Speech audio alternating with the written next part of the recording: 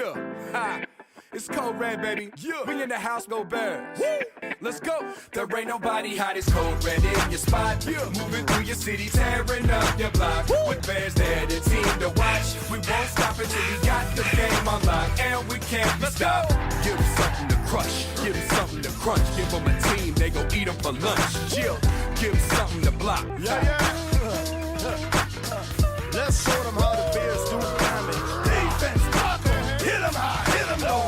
Offense, run 'em, touchdown, field goal. Chop, chop, hit 'em, chop, chop, hit 'em, chop, chop, hit 'em, hit 'em, hit 'em, hit 'em, hit 'em. Defense, block 'em, hit 'em high, hit 'em low. Offense, run 'em, touchdown, field goal. It's Friday night in Texas. That means it's time for some high school football. Three-step drop, pass across the middle, first down Bears. Handoff up the middle. Bears are there. They stuff him. He's got his man beat. Diving catch. Touchdown Bears. 46 yards. Aids around the end. He's got pressure on the quarterback. He's got him. Sack. 5-yard loss. See y'all on game day.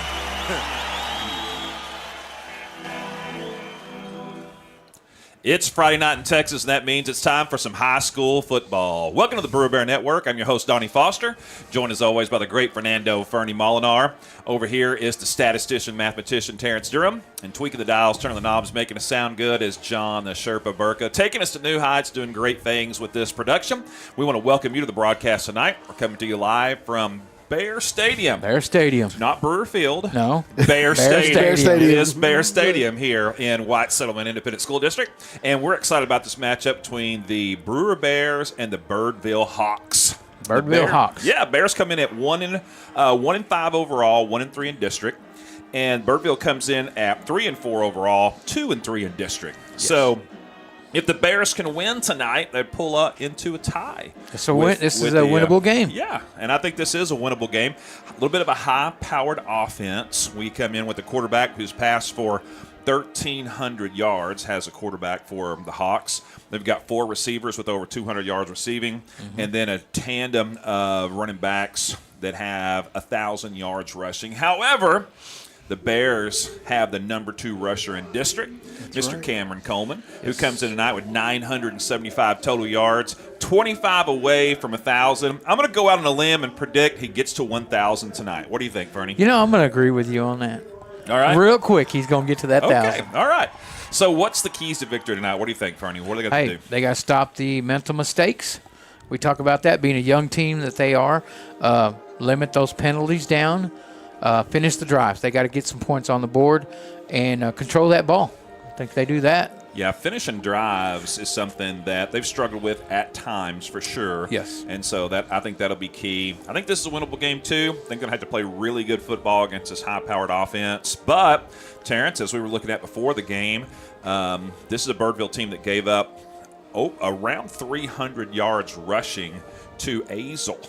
And that they have the number 1 running back in the district, but he's only 100 yards ahead of Cameron Coleman. So I think that bodes well for the Bears. I think it does. And, the Bears are also coming off of a 60-point game before the bye week. So they went into the bye week with some good mojo, and they've got some time to rest and get their bodies healed up a little bit. And so I think the Bears have a good opportunity tonight to take this game and move into that tie spot that you mentioned. Yeah, I think you mentioned something really important. It seems like the bye week came at a really good time for this team. They've played the more high-powered offenses in the district already. This is one of those, but it seems to be a schedule that is a little bit easier. Easier. We'll just say that. Nothing's easy in 5A football. That's right. But I think playing those high-powered offenses, Fernie, may bode for them really well here down the stretch. I agree, because they've played some pretty tough teams already. That can only help you, especially if you're a young team, because you got to catch up fast. And I think they have. They've started to, at least. And like Terrence said, they got a W just before the break, and it was a big win for them. keeping that momentum going forward is going to be crucial for tonight. So Yeah, it's going to be one of those tests for sure, because you came off of the bye week with the big win. You got a bye week at a good time for this young team to kind of get healthy for the home stretch. And so let's see how they respond to that and see if they can go out here. This is a game that they're probably the underdogs by just a little bit, but I think it's a winnable game. Let's see how they do as we go forward. All right. Absolutely. It's going to be an exciting matchup, so thanks for joining us here on the BBN. We'll be right back here in a few minutes with the kickoff.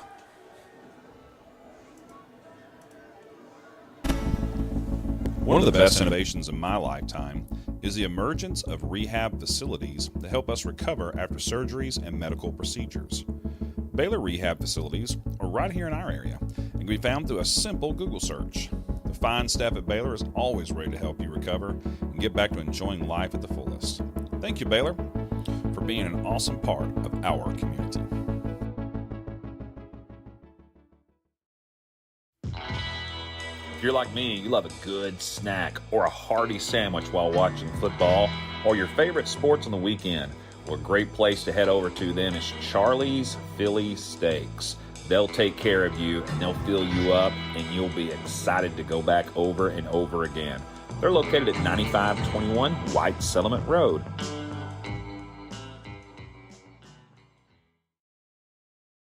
Something everyone appreciates is loyalty.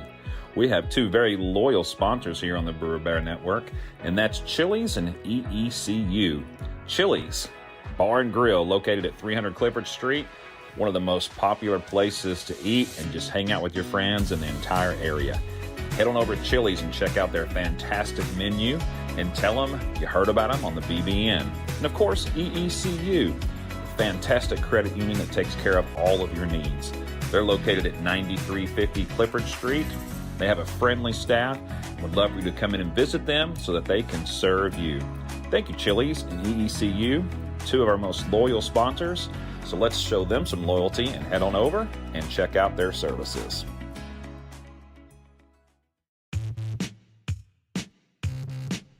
In most places, football season means it's fall and the weather is cooler. yeah, not in Texas. Remember all those hot days on the playing field, Fern? I sure do, Donnie.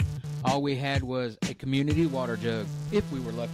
Yeah, same here. But now there's Frio Hydration. It specializes in keeping athletes cool and well hydrated in any situation.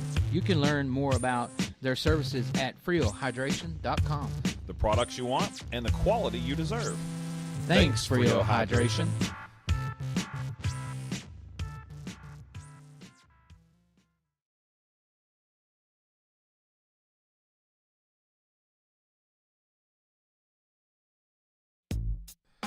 Terrence, now that we're getting older, I prefer to say we're getting wiser. hey, I like that.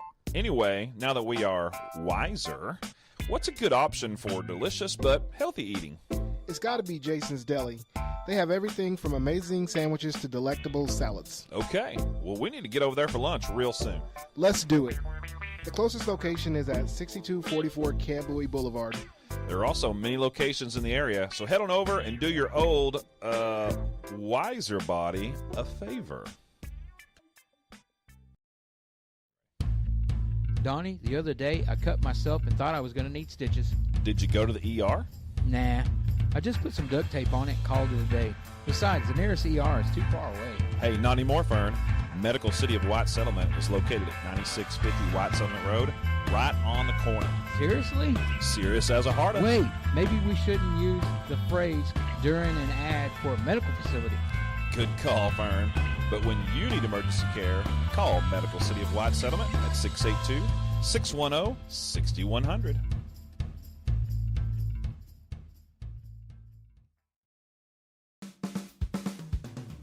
If your business or restaurant is in need of fresh produce, then you're going to want to visit premierproduce.com and learn about all the great services provided by Premier Produce. They're located at 8125 Western Hills Boulevard in Fort Worth.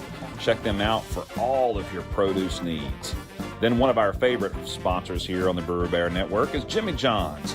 Jimmy John's has several locations nearby. Check out one of those the next time you're hungry for some delicious food. We want to thank Jimmy John's for providing so much food for us here at the stadium on a regular basis. Jimmy John's is the place to go. One of the best innovations in my lifetime is the emergence of rehab facilities that help us recover after surgeries and medical procedures. Baylor Rehab Facilities are right here in our area and can be found through a simple Google search. The fine staff at Baylor is always ready to help you recover and get back to enjoying life at the fullest. Thank you, Baylor, for being an awesome part of our community.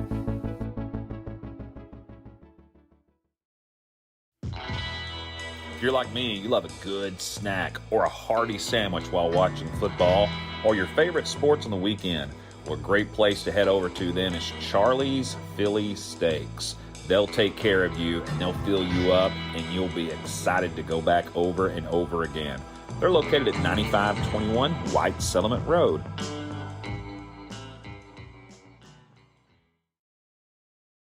Something everyone appreciates is loyalty. We have two very loyal sponsors here on the Brewer Bear Network, and that's Chili's and EECU. Chili's Bar and Grill, located at 300 Clifford Street, one of the most popular places to eat and just hang out with your friends in the entire area. Head on over to Chili's and check out their fantastic menu and tell them you heard about them on the BBN. And of course, EECU, a fantastic credit union that takes care of all of your needs. They're located at 9350 Clifford Street. They have a friendly staff. Would love for you to come in and visit them so that they can serve you. Thank you, Chili's and EECU, two of our most loyal sponsors. So let's show them some loyalty and head on over and check out their services.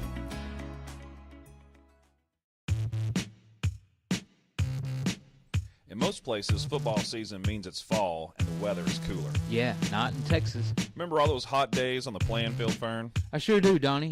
All we had was a community water jug, if we were lucky.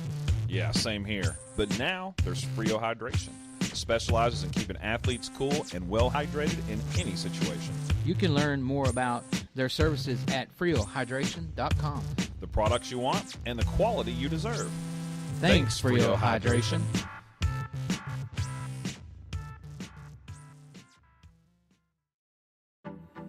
Hey Bear fans, here's some more of our great sponsors. Let me tell you about Rival Signs. They're located at 110 Jim White Freeway in Fort Worth. Check them out for all your signage needs. And of course, Raising Cane's Chicken Fingers. Visit your local Raising Cane's for all your chicken finger needs. Hey Terrence, you own your own home, right? Yes, I do, Donnie. So you know the hassle it can be when you need a new roof. I sure do. And in Texas, with the hail, high winds, and storms, our homes take a beating. Well, that's why we recommend TXD Roofing. Texas Direct Roofing is located in Haltom City and has been in business since 2011. To schedule an inspection or install, head to txdroofing.com. Thanks, TXD Roofing, for all you do for our school.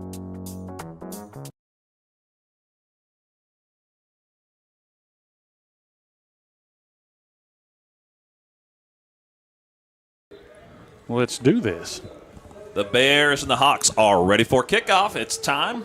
Bears won the toss, but they will defer to the second half. So they will be kicking off to begin this game, and the Birdville Hawks will have the game and be on offense first. Exciting matchup. Got the wind blowing out of the north tonight, guys. Got us a little bit of wind from the north. First time that I think we have had wind out of the north in a game. It's first time this year, that's for sure. So it feels pretty good. Actually feels like football already. Usually takes weather. Usually takes about 6 or 7 games to get there in Texas. Yeah. But we are here, and it is going to be an exciting matchup. Birdville Hawks, like we said, coming in at 2-3 in district. The Bears at 1-3. So the Bears looking to get their second win and trying to give Birdville their fourth loss. I got 73 degrees at kickoff. That's beautiful. And that's as hot as it's going to be. It ought to drop down to about 65, maybe even down to around 60. Oh, that's great weather for football. It absolutely is. Perfect day here in North Texas. The Bears are set and ready. They'll be kicking off from the 40-yard line. As we look out of the booth here tonight, they're working their way left to right, Birdville right to left. Good little breeze in the face, but it'll be in their favor later in the game. Bouncing kick fielded at the 25-yard line by Birdville, trying to get around the end and find a seam. Now reversing field and has a little edge over here on the left side. It's going to be forced out of bounds just past the 40-yard line. Looks like that's number 16, who is one of our captains tonight. Yes, sir. That's Andrew Poff on the tackle for the Bears. He was joined by number 3, Elijah Mandy, number 11, Lucas Galloway, and number 13, Cameron Carr as the captains for the Bears. We'd love to tell you who the captains were for the Birdville Hawks, but all we have is their numbers tonight. They didn't provide us a roster. We found out a few names, but their captains were number 4, 14, 33, and 56. If we learn those throughout the game, we'll fill you in. We do know their QB, though. Number 22 is Zach Wells. He comes in with 1,293 yards passing. Starting tailback is going to be number 21, Anthony White. He has 405 yards rushing on the season. They'll start the game off and hand it off to him. He's got a little seam up the middle. Going to be hit, though, by the linebackers and brought down after a gain of about 3 or 4. Yeah, he was tackled by number 6 and 17 for your Bears. Number 6 is going to be Walsh, as well as 17, Hurst. Kingston Hurst for the Bears. Yeah, nice tackle there. It looked like he had a good little seam and was going to break that into the secondary, but the linebackers did a good job of filling the gaps, bringing him down for a short game, so it's gains. So it's going to be 2nd and a long 6.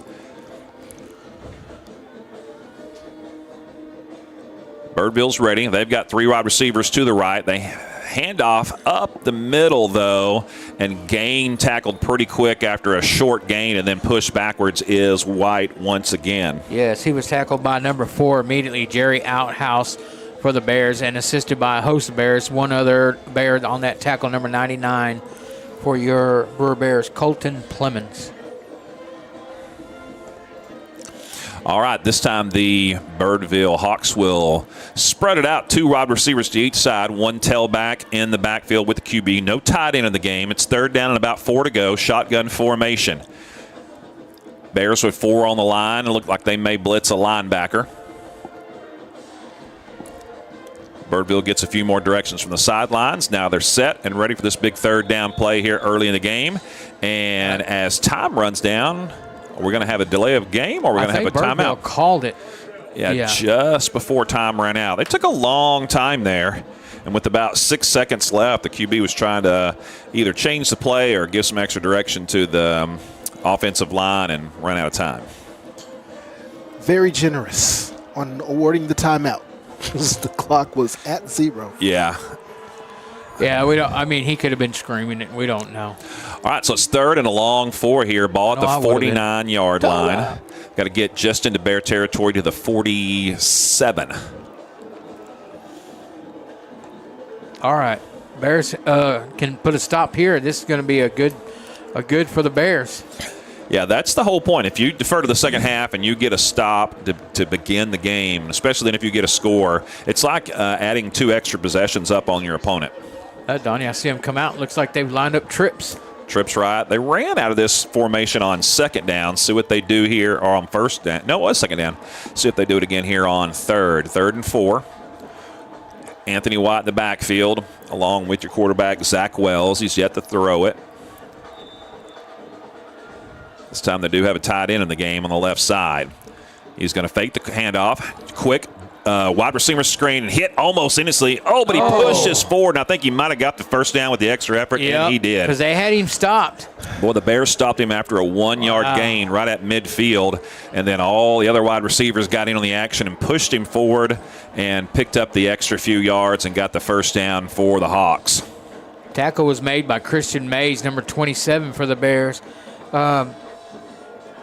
Great job by the receivers just getting in there and blocking. 25, Lucas Galloway, Lucas Cantu, was also assisting on that tackle, number 25. Yeah, that was just a great effort that time by the wide receivers. So kudos to them, but the Bears doing a good job defensively as well. Ball into Bear territory now at the 46-yard line. Handoff to Watt. Up the middle, he's got some room. He's into the secondary, streaking past everybody, caught from behind, drugged down at about the 7-yard line.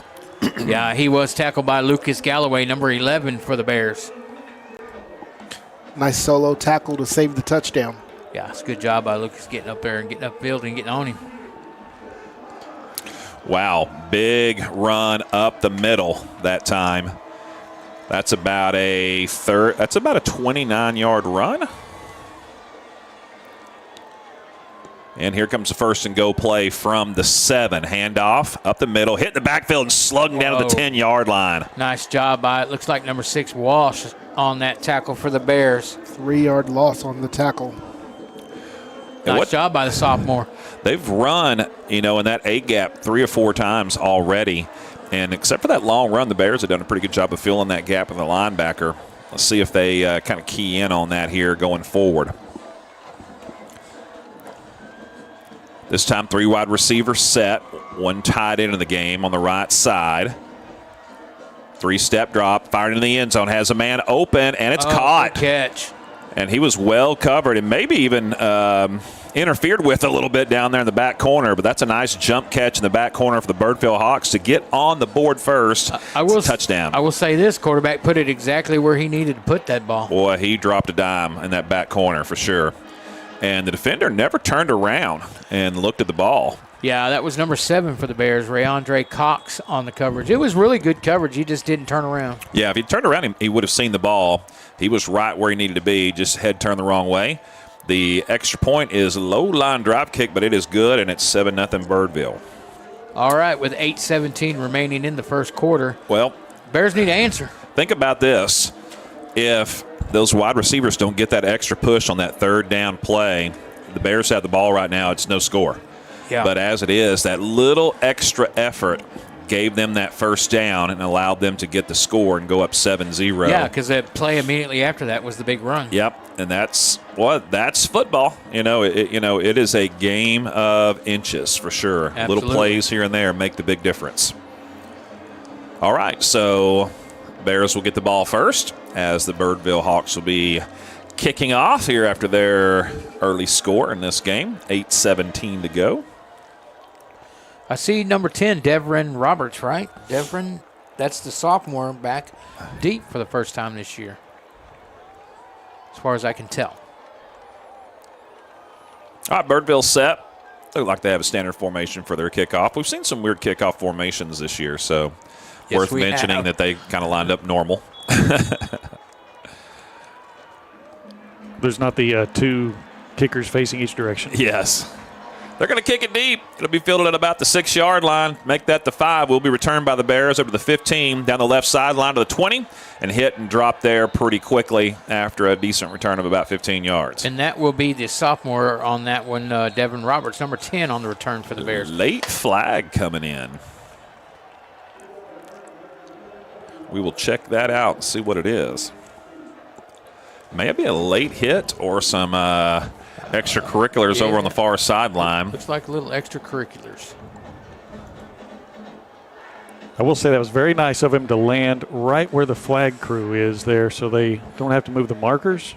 They were already right there. 19 yards on the return. Still awaiting the official signal here. Officials talking over in the middle of the field. No, I can't even get an indication of which way this is going to go, but it looks like it's going to be stepped off against the Bears.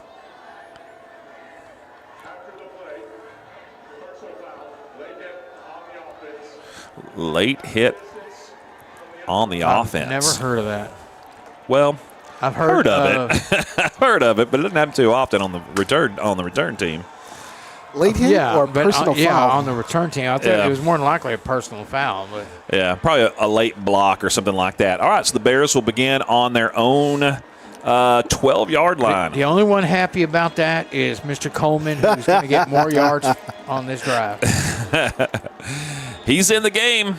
He's ready to go, along with Lucas Davis, 3 wide receivers, 1 tight end for the Bears. Quick toss, caught. Nowhere to go out there, and going to just get back to the line of scrimmage. No game to play. Looks like that was number 12 on the catch for the Bears, Yes. Kerrigan. Yes, Mr. Kerrigan on that catch. Looks like Devin Roberts was trying to give him some blocking, but broke down pretty quick.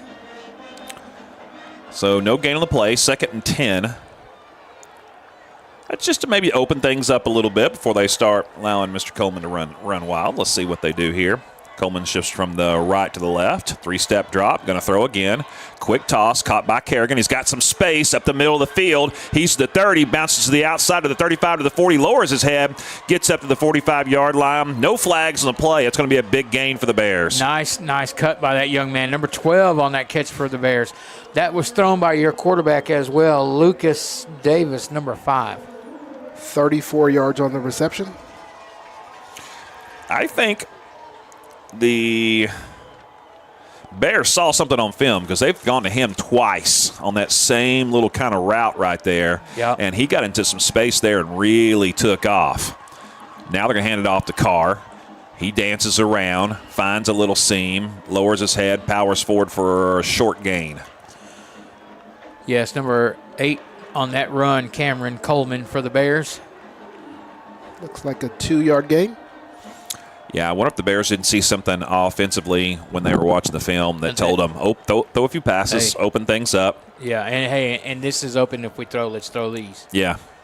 All right, 2nd down and 9. Ball at the 48-yard line near midfield. It's going to be 2nd 8, Handoff faked. 5-step drop, looking downfield. Davis with plenty of time has a man. Oh, he dropped it.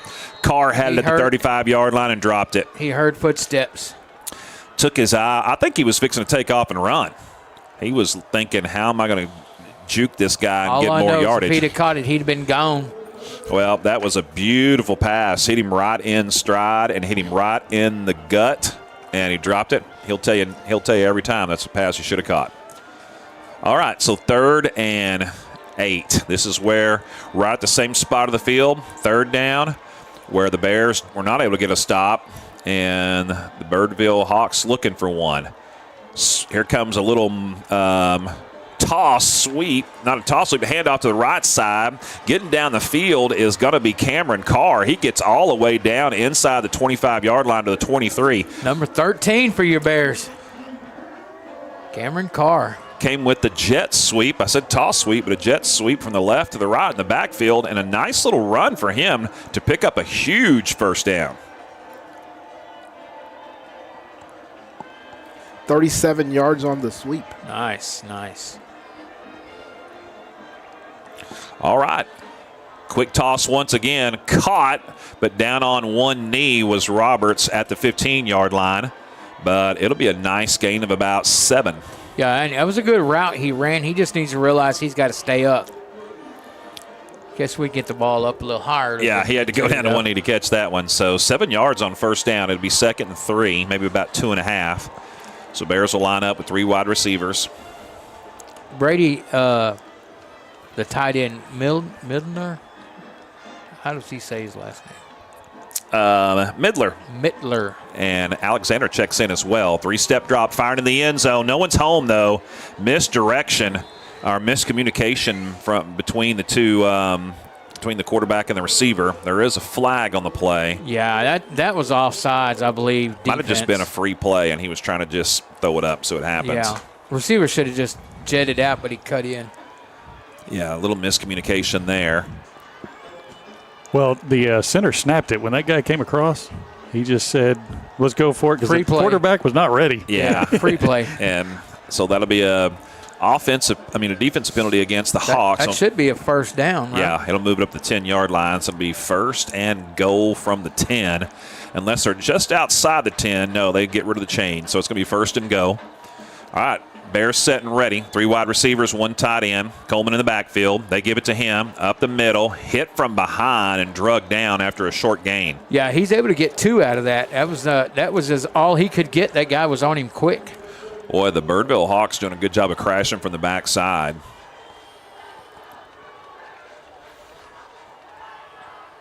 Shedding their blocks and coming in behind Coleman. Yeah, and he flattened out. Did you see how he just flattened out and came down the line? Yeah. 2nd and goal from the 8 now.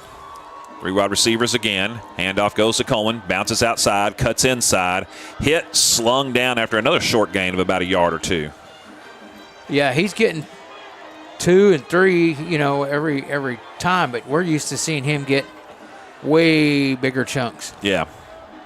So Birdville doing a good job plugging those gaps here early. So 3rd and goal, ball at the 7. Bears definitely in field goal territory, but depending on how they do on 3rd down here, they may or may not go for it on 4th down. 3 wide receivers to the right, 1 to the left.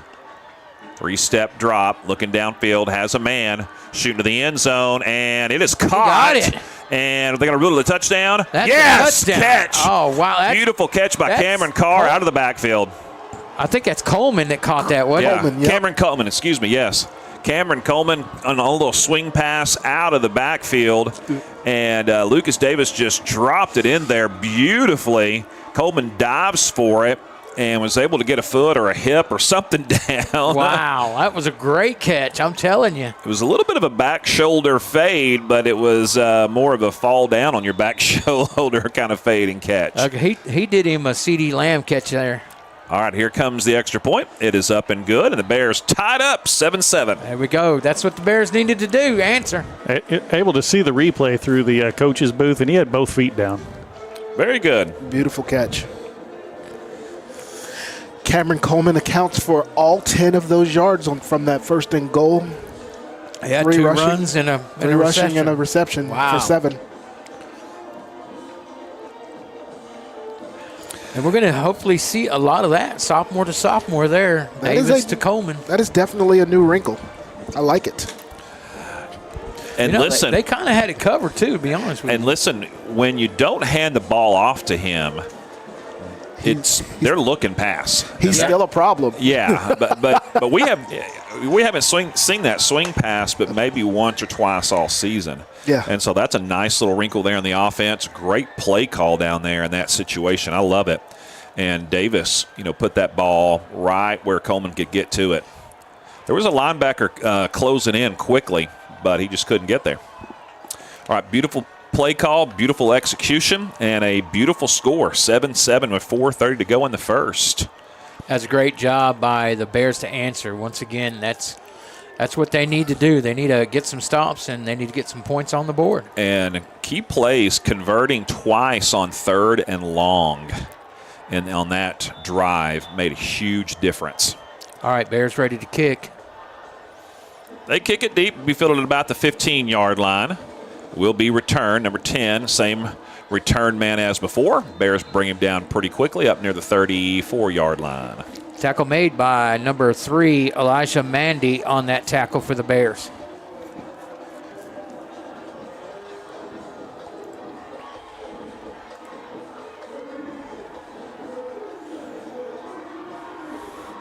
Yeah, I'll put down as those 2 long third down conversions, 2 of the best offensive plays really of the season for the Bears thus far. 2 great play calls. I love the jet sweep from Kerrigan, the big carry, and then the swing pass from Cameron Carr out of the background. Here come the Hawks. Handoff goes to Anthony White once again up the middle, and he breaks free. He's hit, though, after picking up about 12 or 13 up near midfield. Yeah, tackle made by number 3, Elijah Mandy for the Bears, and that was a touchdown saving tackle by Mandy. So number 21 has been the ball carrier these first 2 drives. Number 10, Lamar Leggins, he comes in with, he's the leading rusher for the team, over 600 yards. But the number 2 rusher is in there tonight and doing a really good job. Hawks line up this time in a spread formation, 2 receivers out to each side. Wells and White in the backfield, the 2 W's. 3-step drop, looking downfield, firing, has a man. Right between his hands at the first down marker. That was number 7 he was aiming for over there, but missed him. Yeah, I tell you what, that was a timing route, and that was thrown perfect by that quarterback. He turned, and the ball was there, and he just couldn't squeeze his hands quick enough. I agree with you. That was a beautiful play. Zach Wells throws a really tight, quick spiral. We watched him warming up, and he looked really, really good, and that was a beautiful pass. Just when he turned around, it was right there, and he wasn't expecting it. Hey, and I'm okay with that as a Bear fan. Absolutely. 2nd and 10, ball at the 49. Same formation, spread out for the Hawks. Handoff, left side, a little bit of room, cutting back inside. Hit. It's going to be another first down inside the 40-yard line into Bear territory. Well, I tell you what, they called the right play because the Bears were in a blitz, and he went right past the blitzer on that. Tackle made by number 17, Kingston Hurst. Kingston Hurst, that's his second for today, is it not? That is correct. That's the second time I've heard you call his name. Junior linebacker for the Bears. All right, 5-step drop, rolling out, in trouble, gets it delivered and caught over at about the 43-yard line. So a nice job by Wells as that pocket was collapsing to stay in there and deliver that pass on the left sideline. I tell you what, the Bears had a blitz on, and they were coming hot and heavy. And for him to throw off his back foot and get that much zip on the ball, that's incredible. You know how many quarterbacks we've seen complete a pass in the pocket as the pocket is collapsing this season on an out route like that? About 2, including this guy. If that. That's a tough pass to make. Handoff inside, bouncing, and then spinning. Flag comes in. Yeah, it looks like they're going to bring it back. Nice gain of about 6 or 7 up near the first down marker. But we do have a flag in the middle of the field. I believe Kingston Hurst was held on the previous play. Let's see what they call I believe on this one. big number 72 held him. You watched what I watched, All right, did you not? it was 3rd and 7, and they're going to back them up 10 yards. They haven't made the call yet, but the offense is already moving back, so they know what's coming. All right, so they'll make it, well, I guess we'll have a replay of 2nd down, actually. Yeah. All right, so it'll be 2nd and about, let's see where they mark it. 2nd and about 16 to go. That is good for the Bears. Now, Kingston Hurst did come out. I don't think he's hurt. And a familiar player that we all love to call, that'd be Jovan Sparkman, went in for the Bears. All right, the Bears with 5 on the line of scrimmage here on 2nd down. Handoff is fake, quick toss, caught up near the original line of scrimmage, spinning free from one would-be tackler, and then bouncing forward for a couple more yards, and then finally double tackled by 2 Bears over the far right side is number 5. Yeah, tackle made by number 3, Elijah Mandy. He was helped by number 11 for the Bears, Lucas Galloway. That's Jaden Hicks. There's 2 receivers with the last name Hicks on the team that came in with almost identical yardage for the year. 323 and 325 yards passing, receiving yards. That was Jaden. I assume they're brothers. We'll probably never see that again. But they're both seniors, so maybe they're twins. I don't know. All right, here we go. 3rd down and a long 9 for the Hawks. Bears with tight coverage. They give it to White, trying to get outside. He's hit in the backfield, and he's going to be brought down for a loss. Nice job by number 26 for the Bears on that tackle. That is Jordan Anderson for your Bears. All right, so the Bears get the first stop on defense and force the first punt of the game. Are they going to spot the ball?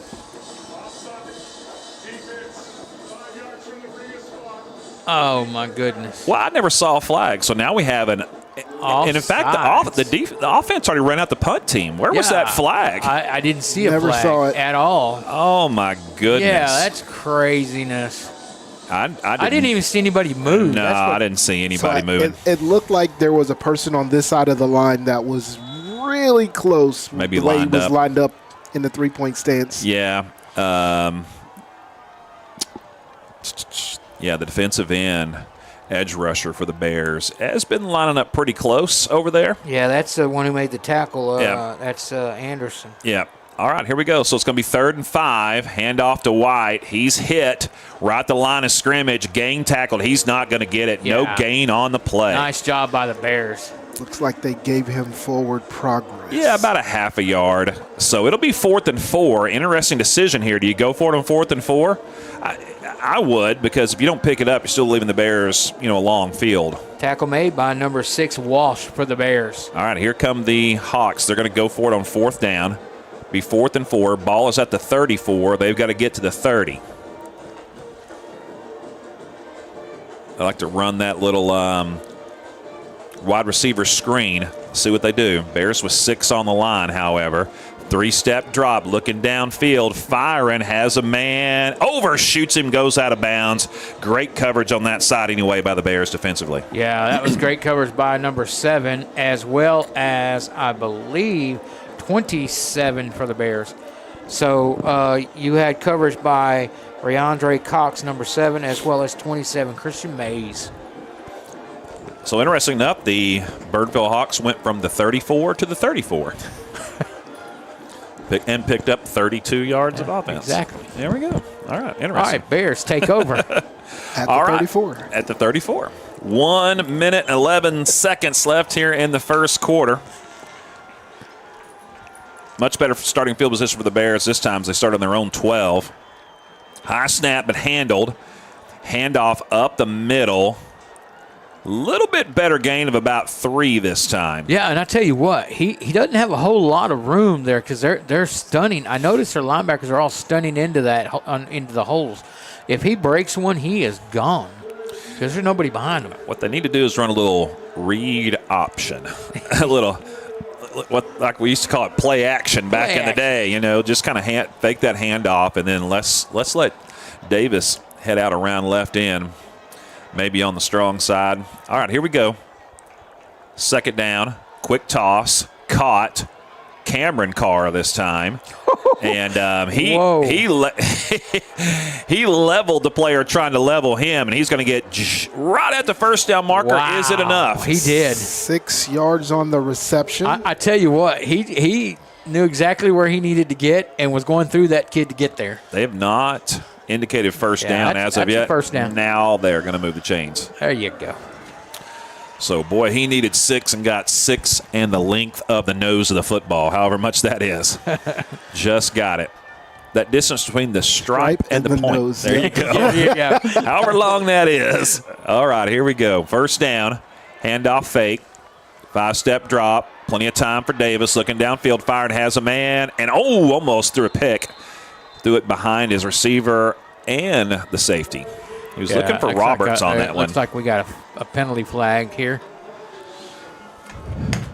He had a long time to pass, Yeah. and sometimes there's a reason why you have a long time, and that's going to be marked off against the Bears. Looks like holding is coming up. Yeah, you got to get that ball out of there quicker. Yeah, I can't blame that lineman. He's That's right. doing everything he can to Protect his quarterback. And the quarterback's fading out of the pocket, and he's not sure which way he's going.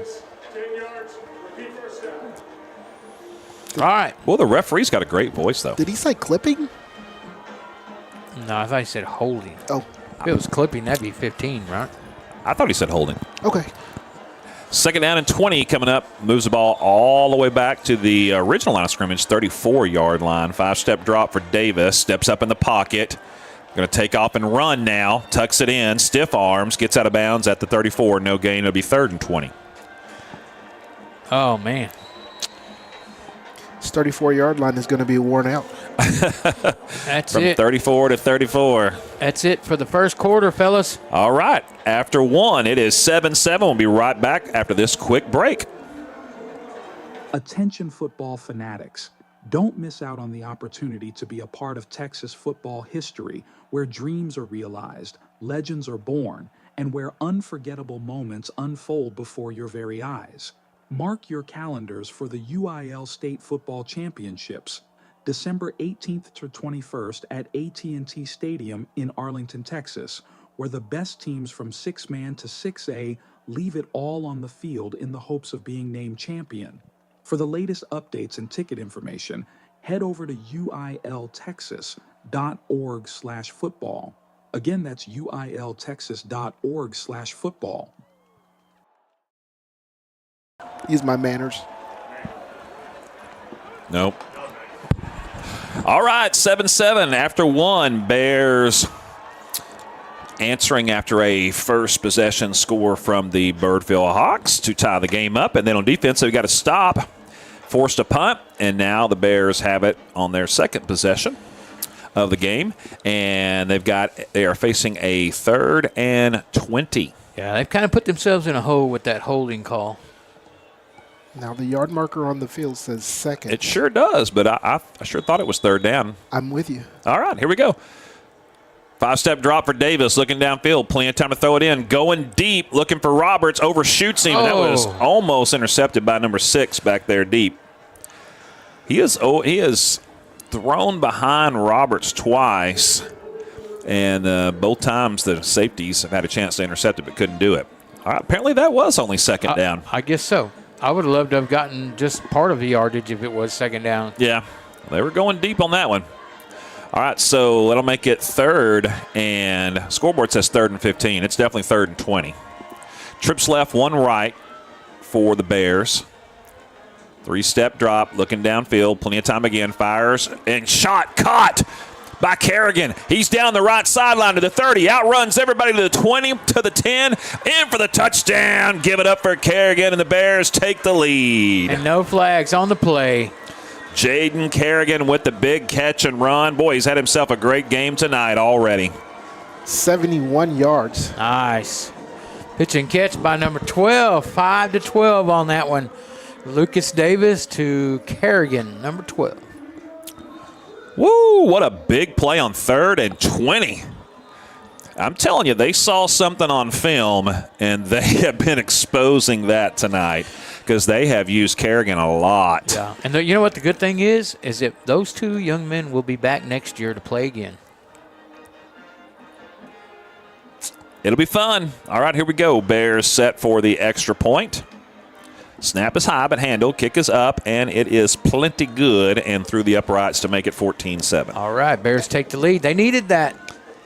And that was a huge play because we had a 3rd and forever on that one. And I stand corrected. It was 66 yards. Okay. 66 yards. Sorry about that. We'll let it slide this time. Don't let it happen again. I mean, for the season, you were only off 12 yards, keeping up with Cameron Coleman and his march towards 1,000. That's right. That's why I'm aiming to be better for the second half of the season. I had a bye. I've got my analytical mind rested. I'm ready to go. And I beg to differ because I bet you Terrence is probably closer than that. So what's the update? How many yards does he have? I mean, how many does he need? He needed 25 coming in. What's he got tonight? So far, he's only got 9 yards rushing. Okay. It's early. They are stacking the box. Oh, you know they are. They are not going to let him beat him. Now, if the Bears continue passing like this, they're going to have to drop a couple of guys back, and that'll open up those lanes. And then he's going to eat some lunch then. Yeah. So Bears doing exactly what they need to do to be successful here tonight so far. And it makes all the difference in the world when you finish those drives and eats up a lot of time because here we are. We're already in the second quarter, and each team's only had the ball twice. This ball is going to be kicked deep, fielded inside the 5, then fumbled, picked up. Bears on it, but he's going to reverse field and pick up some nice yardage up to about the 16. Oh, ball may have come out. There was a lot of diving for it, but it looks looks like they got it back. Yeah. So it turns it up to the 17. After fumbling on the 4, to get to the 17 was a chore. That's a good job by the Bear coverage team. Tackle made by number 33 for the Bears. That's going to be one. That's going to be Mr. Hicks for the Bears. A sophomore. Surprise, surprise. So the Bears, the Hawks have started on their own 35, their own 34, and now their own 17 here. Third possession of the game for them. 11:33 to go. Bears up 14-7. Handoff, faked, quick toss, caught, hit, dropped at about the 23-yard line after a gain of about 5. Tackle made by number 3. Oh, wait, let me see. Is that 3 and 11? Yes, Elijah Mandy, number 3 on that tackle. Quick. And that was Brian Kent, number 9 with the catch. Comes into the game with 270 yards receiving. One of those big 4 that Mr. Zach Wells has loved throwing to thus far. Over 1,000 yards passing to just those 4 receivers we mentioned earlier. Bears bring 5. Oh, jumping over the line of scrimmage is the tailback White to pick up the first down. The Bears were there and had every gap filled, but they didn't account for him jumping over everybody. Tackle made by number 6 and 17 for the Bears, Walsh and Kingston Hurst. That was impressive. That was a la Zeke Elliott back in the day. Yeah. All right, Bears need to come up with a stop here. All right, first down, ball at the 31-yard line for the Hawks. They'll line up with 3 wide receivers, 1 tight end in the game. And their tight end is one of their receivers. He's not a very big guy, Tristan Spain. They've thrown to him once. Now 1 man in motion to the backfield. They hand off up the middle, nowhere to go. Bears gang tackling him at the line of scrimmage and may have even lost a yard. Tackle made by number 99 for the Bears. That is Colton Plemons. They'll give him some really generous forward progress back to the line of scrimmage. Yeah, really generous. Yeah, he was hit. He was hit at I think before he got to the 30. I don't think he ever made it back to the line of scrimmage. Yeah. All right, so he did lose about a half a football. So call it 2nd and a long 10. Bears doing a great job there. A lot of misdirection going on in that play, but the Bears weren't fooled by anything. They'll have 5 on the line of scrimmage. One linebacker backing them up. He drops back into coverage. 3-step drop. Plenty of time for Wells. Steps up. He's going to run. He's got a blocker. And he slides down really early at about the 30. I thought he could have got about 5 more yards out of that. Yeah, there was only one guy coming his way, and he was a long ways from him. He made a business decision. That kind of tells me something about him. He does not want to run and get hit. He likes to throw the ball. A business decision. You're right. And he's done a really good job of throwing it. So all right, we got 3rd and long here. 3rd and let's see, 6. Long 6 for the Hawks. Trips left, 1 right. Bears with a little bit of cushion on the defense. The guys in the slot, 3-step drop, looking downfield, pocket collapse, hit. Oh, he's down. And he's going to be dropped for a loss. Big number 61 for the Bears. They need to blow the whistle. They stopped forward progress a long time ago. They finally do. Mark him down at the 29-yard line. Huge loss that time. Cedric Harris, the sophomore, on that tackle, number 61 for the Bears. And you love that. That's a sack. That's a loss of 6. Make it 4th and 12, and the Bears defense forces a punt for the 2nd time here. Only 1 first down gain that time. I tell you what, 4 down linemen put pressure on everything up there. They come sprinting out of the huddle here for their punt. Bears with a deep man back at the 35. Snap is low, but Handel gets it off.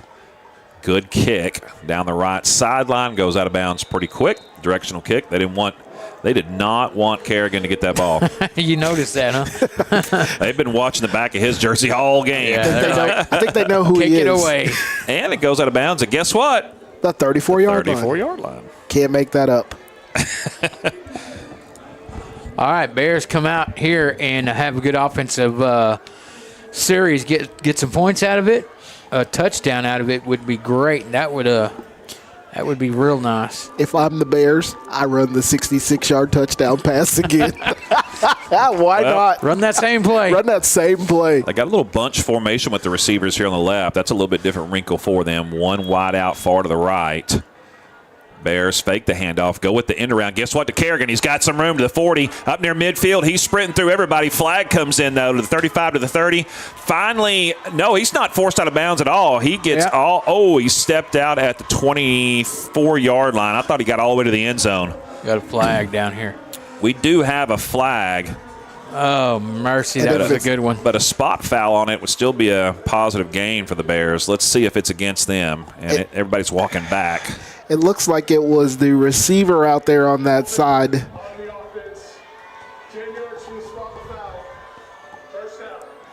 Super disappointing because it was just a good block. Yeah. So they had it at the 50, move it back to the 40. So it will be a repeat of first down, but it'll be 1st and 4.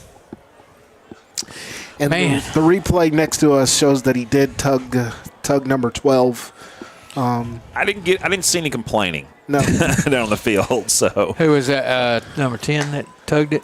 I couldn't see the number. We won't. We won't pick on anybody. Bears bunch them up on the left side again. Stack them to Kerrigan and Carr. Roberts on the far side. Houston had checked into the game a moment ago, and he's still in with Davis to give Cameron Coleman a little bit of a break. So Carr gets credit for 6 yards on that run. And Brady Midler in the game at tight end. Yeah, I guess that's how you do it, right? You minus the yardage. Okay, here we go. 1st down and 4 for the Bears. Blitz coming. Quick toss. Caught. Cameron Carr this time. He dances around. Tries to get away from the tackler. Can't do it. Oh. Just needed to get to the 44 for the first down, but comes up a couple yards short. Boy, he was trying to figure out a way to get there, but that's really good tackle over there by number 6. Yeah, I think if he'd have been just gone forward, he'd have got close to it. 2 yards on the reception. Yeah. So 2nd and 2. No harm. 2 plays here for sure to pick up these 2 yards. Bears stack them on the left again, 1 to the right. Here comes a blitz again. Handoff, Houston. He's got the first down and more to the outside. He gets to the 50 and up near the 45-yard line into Hawk territory for a nice run and gain. Nice job by number 1 for your Bears. That's Jordan Houston, the junior running back. 13 yards on the carry. All the way to the 44. The good news is that we have been calling kids that we're going to be seeing next year again. Every one of them, except for, unfortunately, Carr. Carr's a senior this year. All right, so first down ball at the 44. Bears on the march. They're up 14-7, 7:10 to go here in the half. Trips right, 1 left. Shotgun formation, handoff fake, looking downfield, plenty of time, firing. Oh. And he threw it right into the hands of the secondary that he dropped, and he dropped it. Yeah. And then a flag comes in really late back here. That's going to be a roughing the passer. I watched that because he released it, and 2 or 3 steps later, this kid just waylaid him. Personal foul, roughing the passer, defense, 15 yards from the spot, first down. All right. Well, that's a big play for the Bears. Yeah. That should have been an interception. And, that was right in the hands of number 25. He just dropped it. That's why he's in the secondary, not a receiver. Yeah, there you go. I think he's a linebacker pushed back a little bit. I'm glad Lucas still has his helmet on because the kid went after his helmet with his forearms. And, yeah, that was an ill-advised throw by Davis. I think he just didn't see that young man who stepped into the path there. First down now for the Bears. Ball at the 30. One man comes in motion. Handoff. Houston following his blocker, weaving around, diving forward up to the 25. Nice gain of 4. Good job by Houston.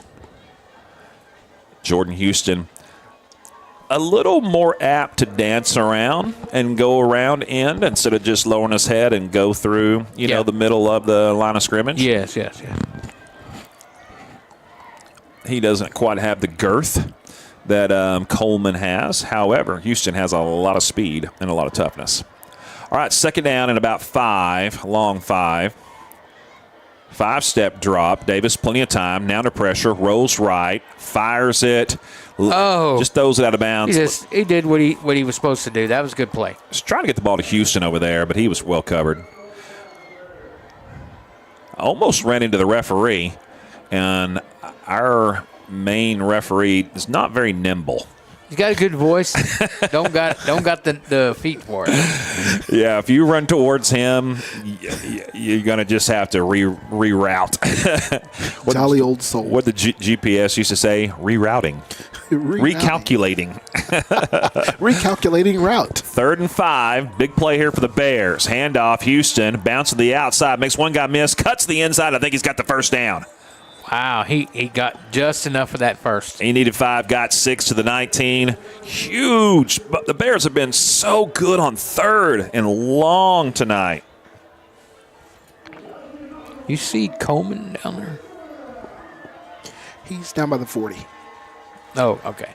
Man, this is the best we've seen in the Bears offense in 3rd and longs all season long. And they've gotten them tonight. 3 of them, by my count, that have really kept these drives alive. Houston with the handoff up the middle. He's going to pick up about 5 again, maybe 6. Well, I tell you what, the Bears are wearing out that defensive line now and that defense. Yeah, if they can score here, and we're in that critical part of the game, the second half, the second quarter, that is so key to these high school football games, and the Bears are just running it down their throat.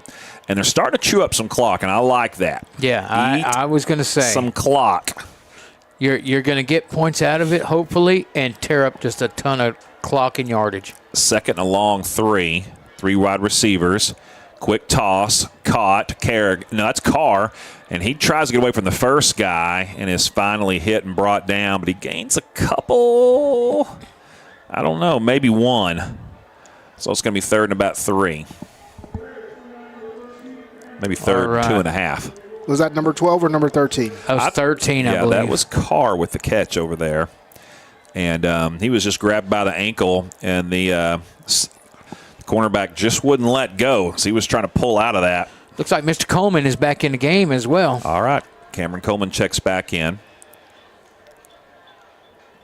3rd and 3. Handoff Coleman up the middle. He's got some room. Bounces. Oh, he tripped. He was tripped up right at the line of scrimmage. That was a great cut. But not before he gets the first down to the 9-yard line, maybe to the 8. Make it 1st and goal. I'm going to tell y'all, he had the goal line in his sights when he got tripped up. Yeah.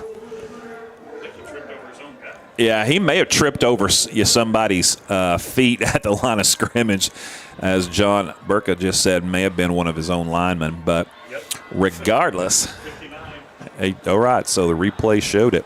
1st and goal, ball at the 8. Handoff, Coleman. Hit, and, oh, boy, pulled backwards right at the line of scrimmage. No gain. Yeah, defensive end just flattened out, came straight down the line. Yeah, 63 has really done a good job of getting behind the blockers. Yeah, 63 and 25. Yeah, those edge rushers have done a good job tonight getting in the backfield and hitting him from behind. And I'd love to see that quick reverse or that end around they did earlier. And maybe what you do is bring one of those receivers in motion to just chip him. Because if you don't, if he didn't get a hand on him, Coleman's gone. Here we go. 2nd and go. 3-step drop, looking to the end zone, firing, and diving for the ball, but incomplete. Was well covered. Yeah. That was Kerrigan. It's gonna be 3rd down and goal. All right, another 3rd down play here. 3rd and goal from the 8. Let's do a razzle-dazzle and let Coleman go on the outside again. Midler comes out, and Alexander checks in, 87 for 88. Roberts, Kerrigan, and Carr still your receivers. Coleman and Davis in the backfield. 3-step drop, firing in the end zone, and it is caught. Touchdown, Bears. That's going to be number 12 again. Kerrigan again, 3rd and 8. 3rd and goal from the 8. Picks it up. Touchdown, Bears. Puts them up big.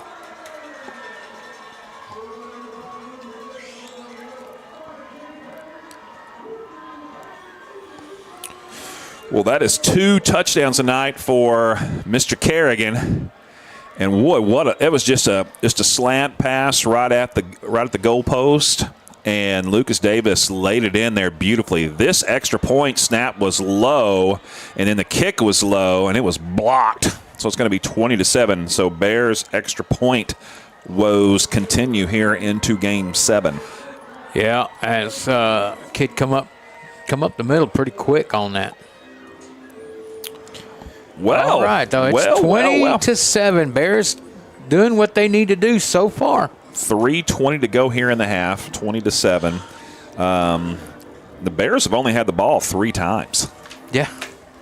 We'd have to go back a few seasons to have a situation where the Bears have only had the ball potentially 3 times in a half. And scored all 3. Yes. And that's great. That's cool. We've seen them score a lot, but, boy, what they're doing is chewing up a lot of clock. I'm liking that. Yeah. I know Birdville's not. They're about to come out and gunsling it, I think. Okay. I'm going to tell you what we suspected earlier about Lucas is definitely we're seeing what we thought. Maturity. He has got a accurate arm. Yeah, I think first game of the season he was really amped up. We talked about that. He was delivering the ball at the right spot, but about 2 foot high, and that just tells me you're amped up. That's what that is, as a quarterback. And he has just been doing awesome. All right, here we go. Jonathan Cortez got it teed up. 2 deep men back for the Hawks. Be fielded inside the 10 at the 4 once again. Same spot where he fumbled it last time. That's the tailback that's got most of the yardage for them this year. That's Leggins. And Elijah Mandy on that tackle for the Bears. Lamar Leggins was just about had his leggings ripped off of him on that tackle. And we haven't seen him at all on offense, have we? No, he's really elusive when he gets the ball in open space on these returns, but we have not seen him returning it for sure. All right, so they'll mark it down at the 19-yard line. I have a feeling that the Birdville Hawks are going to come out throwing the ball. I think we need Mandy to be a ball hawk and get one of those. Yeah, I agree. Well, Zach Wells, man, he's really been limited tonight. He came in with 1,300 yards passing. Bears looks like they may bring a blitz. They do. They bring 6. Ball is caught on the right side with a quick little toss. Number 3 on that tackle again. Elijah Mandy. Tackles him at about the 26-yard line. Gain of about 6 on that one. He was assisted by number 4, Outhouse. Jerry Outhouse. They give him a gain of 7, so it'll be 2nd and 3. Clock ticking inside 3 to go here in the half. Bears up 20-7. Bears with 6 in the box, looking to stop the run. Snap is low, 5-step drop, looking downfield, firing, has a man over the middle, and it's caught, but immediately brought down near midfield by Mandy. That was number 9 with the catch, Brian Kent. Actually, number 25 on that tackle for the Bears. That's going to be Lucas Cantu. Was that? Good job. I got you. I got All your right. back on that. Like I was seeing things. All right, up near midfield, ball to the 49, first down for the Hawks. 3 wide receivers set for them, 1 H-back. Stepping in the pocket, firing deep, has a man, and that was going to be pass interference anyway, but it is caught, and he's going to get into the end zone for the touchdown. That was Kent. And Cantu again held, and then instead of finishing the play, he let him go. Let him go, and the score will count. he knew he was beat, and so he grabbed I'd have just Kent. held on to him, brought him down to the ground. And then he let go and, like you said, kind of gave up. I don't think he thought that he was going to be able to get to it, but he did, and that was a nice catch. And we just said that. They're going to come out firing the ball. Boy, they did, right down the field in 1 minute and 4 seconds. You got to go ahead and tackle him. Yeah. Yeah. I mean, you're I mean, going at that to cause point. that penalty, you Yeah. might as well bring them to the ground. Because it's only a 15-yard penalty, you Right. know, in high school football. When you're beat, just tackling. Yeah. That's what the coaches are telling him right now. He won't do that again. Snap is low but handled. Bears almost get in there, but it is kicked. Almost lands in a tuba. And it's going to be 20-14. All right. All right, 2:12 to go here in the half. Bears looking good offensively. Looked really good defensively for 2 back-to-back possessions, forcing punts. Ben, I'm just now realizing this must be a pink out night because everybody in the stands and the Honeycombs are in pink. Yeah, I tonight. missed that memo too, Yeah. and I was informed that it was. October is breast cancer awareness month. I forgot to send you guys that memo to wear your pink tonight. It's okay. Sorry. Appreciate you. You know, I went to the store today, and Plato's Closet. Ever been to Plato's Closet? Yeah. All right. Yeah. Resells. And was hitting the T-shirt aisle, and there was a whole section of pink shirts in the men's section. I thought that was kind of unusual. No, I've got some pink things, but there was a lot of pink there. And I don't have nothing against pink. if I had Just don't have a known whole lot of it. that it was pink out tonight, I might have bought me a cheap shirt and worn it tonight. I have one, a Brewer pink shirt, as a matter of fact. All right, there you go. Okay, the Hawks set and ready, kicking left to right, wind in their face a little bit. They do kick it deep. It will be fielded this time by Cameron Carr at the 10-yard line, up to the 15, to the 20. Got a little bit of seam, dancing, spinning up to about the 27. Good job by number 13 on that carry for the Bears. He looks like he got hit in the wrong spot, if you know what I mean. What do you mean? Oh, never mind. Yeah. 17 yards on the return. Well, this has been a quick first quarter. It's not even an hour gone, and we've got 2:07 on the clock here. And the Bears have been chewing up a lot of clock with their possessions. I mean, they ran almost 4 minutes off on their first possession, 3 on their second, and then 5 on their last possession. They have scored touchdowns on all 3 possessions. Let's make it a perfect 4 for 4 and go in with a 2-score lead. How about it? I like it. You I got like that all idea. in favor, say aye. Aye. All right. Here we go. Bears will line it up. Receiver and tight end on the left. 2 receivers out to the right. Birdville looks like they're going to bring 5. Handoff inside. Nowhere to go for Houston, and he's brought down quick, maybe a half yard. That was That was Cameron Coleman that time. And I tell you what, they're just those edge guys are flattening out and coming down and doing a great job at it. But if he gets past them, he is gone. Yeah, I think that's why the Bears brought in a tight end and a receiver right on the line of scrimmage that time. And so we'll see if they continue to make some adjustments there. Here comes second down play. Birdville brings 5 again. Handoff, Coleman. He's got some room. Dances, spins. Powers forward. He breaks free. He's to the 50. He could be gone to the 40. Make it to the 30. Only one man could beat him. He can't get it to the 10, to the 5. Touchdown, Cameron Carr. A flag comes in way after the play. After he got in the end zone, this flag comes in. That is horrible. And that, who was it? I don't know what that penalty is going to be, but it had nothing to do whatsoever with the play. It was gone. So, ill-advised penalty for sure. Likely a spot foul. It'll be a first down, but man, that's a killer. And it came in really, really late.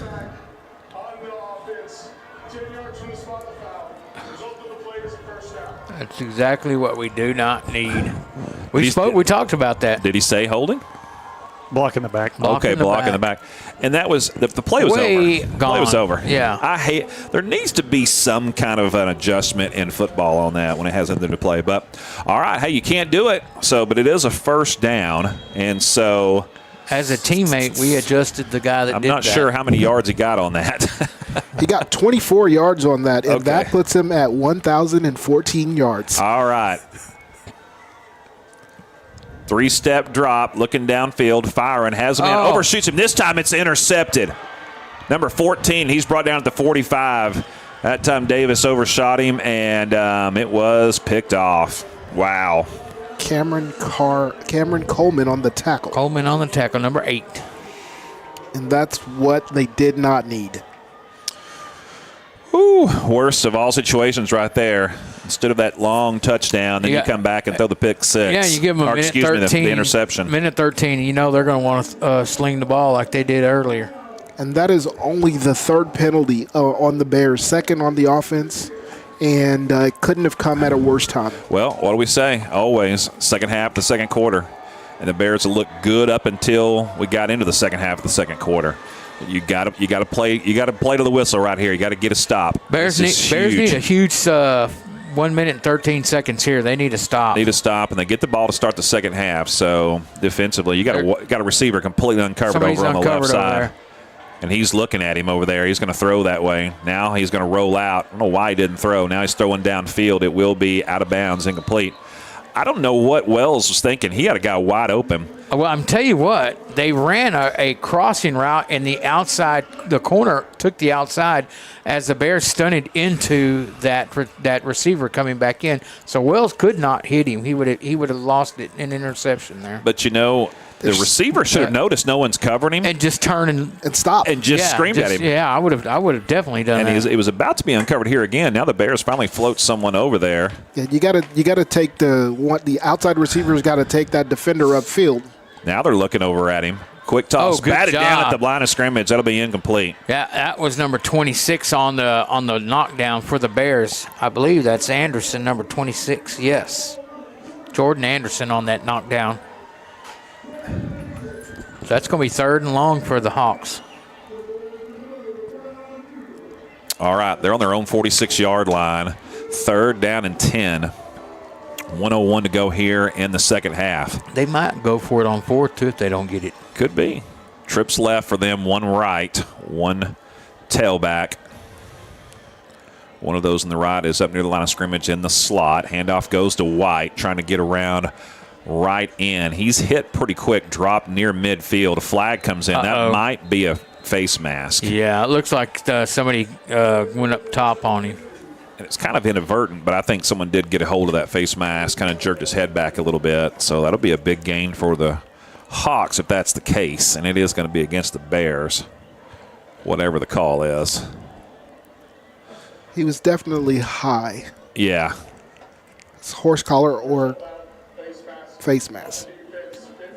Yeah, that'll move it from the midfield all the way up to the 35-yard line with 54 to go. And so that's a huge pickup. That was going to be fourth and about 5. So penalties have just killed the Bears here in these last couple penalties they've gotten.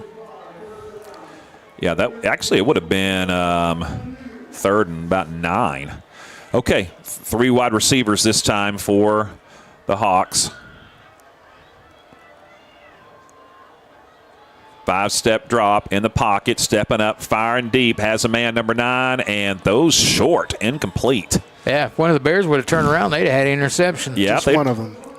If they'd have just turned, there's 3 guys back there. They have not been turning around and looking the ball tonight. But when the receiver's 3 yards past you, it's hard to turn around and look. I will tell you this: Bears got lucky because number 26 for the Bears, the defensive backs got lucky because 26 put pressure on the quarterback and had him release it early. That's Anderson getting in after that quarterback. Yeah, they've been giving Brian Kent, number 9, about a 6-yard cushion. They might need to give him a 10-yard cushion. He has gotten behind him several times tonight. Bears rush 3 this time, stepping in the pocket, firing deep, has a man, and it may have been picked off by the Bears. Interception.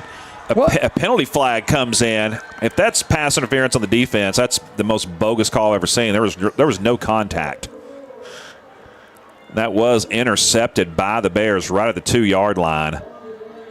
There was no contact down there. And they have he's looking back for the ball, so he has a right to the ball. Yeah, absolutely. I want to know what this penalty is. No indication yet. It looks like it's going to be stepped off against the Bears, but what is it?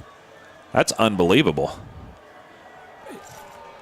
Pass interference. That is absolutely bogus. That's ridiculous. Watch that all the way down the field. I want to see that. I'd love to see that. That is ridiculous. Ball at the 20-yard line. I mean, any kind of contact there was minimal at best. Certainly he was not interfered with. That ball was underthrown for one.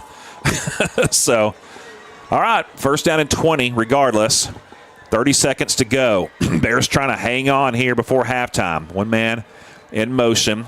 Hit as he throws and falls incomplete. Great job that time for the Bears. Man, that was a great blitz by, I believe that is number 6 for the Bears, Walsh, on that delayed blitz. Yeah, and Zach Wells, our QB, really shaken up on that. He should have been. He got. You know, when he slid down earlier, because he's a big old boy, I'm thinking he might have some kind of an injury lingering a little bit, and that's why he doesn't want to get hit. Yeah, his knee. He is really struggling over there right now. He got tattooed pretty good and put on the ground. Yeah, but, quarterbacks get hit like that a lot. No, what I'm saying is if he's got a lingering injury, that's gonna really hurt. Yeah. All right, so 26 ticks to go. Timeout on the field by the Hawks as they talk it over. Ball at the 20-yard line. Defensively, the Bears just trying to hang on here with this 6-point lead. And listen, the penalty flags are hot right now, so the Bears can do their best and just hope that we don't keep getting these ridiculous penalty calls because that's the 3rd one here in a short amount of time. 2 on defense. Yeah, well, that one. There was nothing. When a quarterback underthrows the ball and you go up and intercept it, it's hard to call pass interference on that. Right. Because it was underthrown and you caught it. Yeah, and they didn't call holding. They called pass interference. Right. How are you interfering with the receiver when you intercept an underthrown ball? That's hard to do. All right. 2nd down. 3-step drop for Wells. He's in the pocket, under pressure now. Going to try to take off and run. He will to the 20. He's trying to get out of bounds, and he does at the 15-yard line. 19 ticks to go. Boy, I tell you what. That was good closure on that. 3rd and 5. Mandy? Number 34. 34 for the Bears closing on that. That's Arizola, I believe. Yes, David Arizola, the linebacker for the Bears. It was all Wells could do to get to the sideline on that one. Boy, not a lot of time ran off the clock on that play. 19 seconds left to go. What happened? Yeah. I'll take a pick for the Bears here. 3 receivers, 1 tight end. Bears going to bring 5. 3-step drop, under pressure, hit as he throws into the end zone. It's caught. There we go. Intercepted in the end zone to the 10-yard line, to the 15, looking for some room, dives forward to the 25-yard line. Was that Jerry Outhouse? It was, right? Is that who it was? Yes, it was. Jerry Outhouse with the pick in the end zone. A late flag comes in.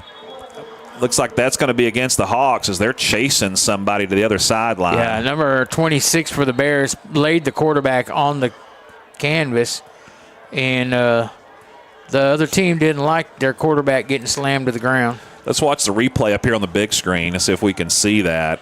And it's too far out. Yeah, couldn't see it there, but nice pick. There was a lot of pressure on Wells in the pocket. He threw it just a little bit too quick. May have even been hindered as he threw the ball. It was underthrown, and Outhouse with the big pick. And a return of 34 yards on the pick. 34? 34. Caught it in the We've end had zone. 34 quite a few times. There's got to be some numerology.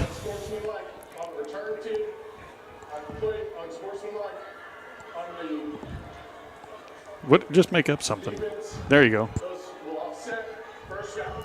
At the 34. Are the Bears going to run a play here? 10 seconds to go. Hey, I think take a chunk. Get it up there. I think you do. Go deep. As quick as Hey, everybody I has like, scored. you know what? Let's do that play that with Kerrigan on that. First favorite The touchdown play? The touchdown he got earlier. That was wide open. Well, they're going to line up trips right, one left, and the Birdville Hawks are not backing any kind of prevent. Honestly, So you're going to get some good coverage here. you know that play that would be great would be with Coleman on that fade out here on the sideline. Here we go. They could probably get 2 plays in here if the first one doesn't work. Bears have 2 timeouts. Timeout Hawks. Looks like someone's called a timeout. All right. You know, that is their 3rd timeout. I don't care what they say. Because they called a timeout early in the game. They That's called a right. timeout a while ago. And now That's this their one. 3rd timeout. That's their 3rd timeout. Yeah, I'm sorry. That was 3 They timeouts. called a timeout because the clock was running down real early in the game. Because I said it was generous that he granted it. And Exactly. They called one just a minute ago when they were on offense, and then this one. So now maybe the Bears were calling a timeout at the same time And they granted earlier, it to and the they gave it Bears. to the Bears, but Then the Bears they didn't indicate that, though. Yeah. And the Bears would have 1 timeout, not 2. Yeah. Okay, well, regardless, no one's throwing a fit down the field, so that must have been what happened. I think the Bears would know if had not called 2 timeouts and would be saying something. All right, here we go. 10 seconds left in the half, 20-14.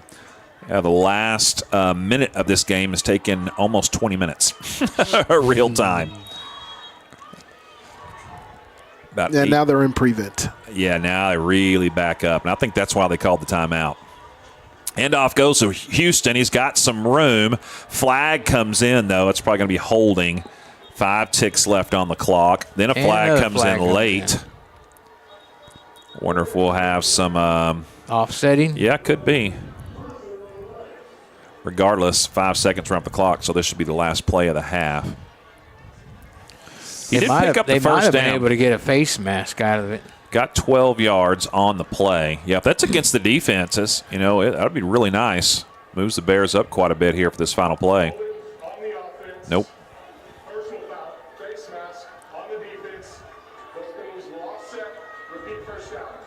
All right. So do it all over again. And I hate that. Every week you get a 15-yard penalty and a 10-yard penalty in no circle of math, no matter how bad you are, does that offset. Fuzzy math. Yeah, I'd love Bush it. fuzzy math. I would love You for would him to do think the it would- difference. Yeah, 5 yards and I'd love for him to start doing the difference on those. And a lot of people say that. All right, here we go. Last play of the half. 5 seconds to go, 20-14.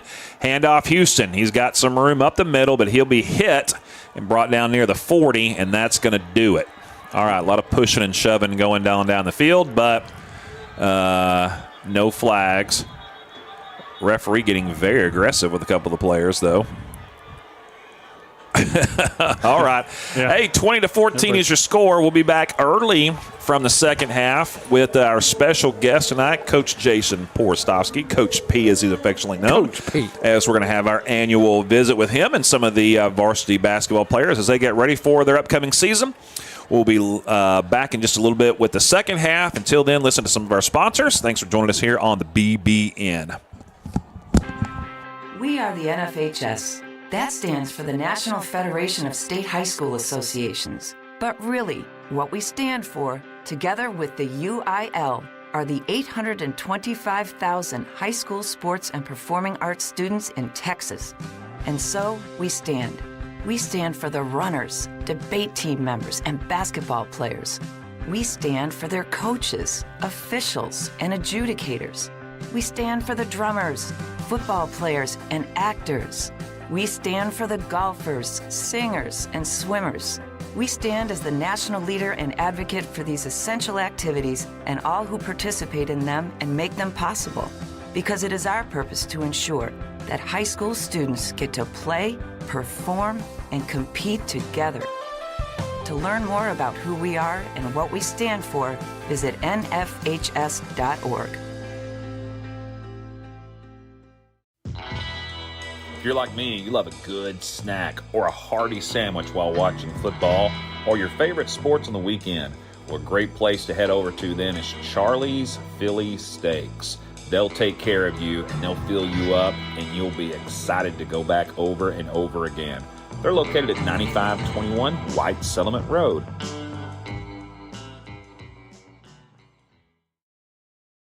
What's the biggest myth about interscholastic performing arts? That you have to be the most talented or experienced to participate.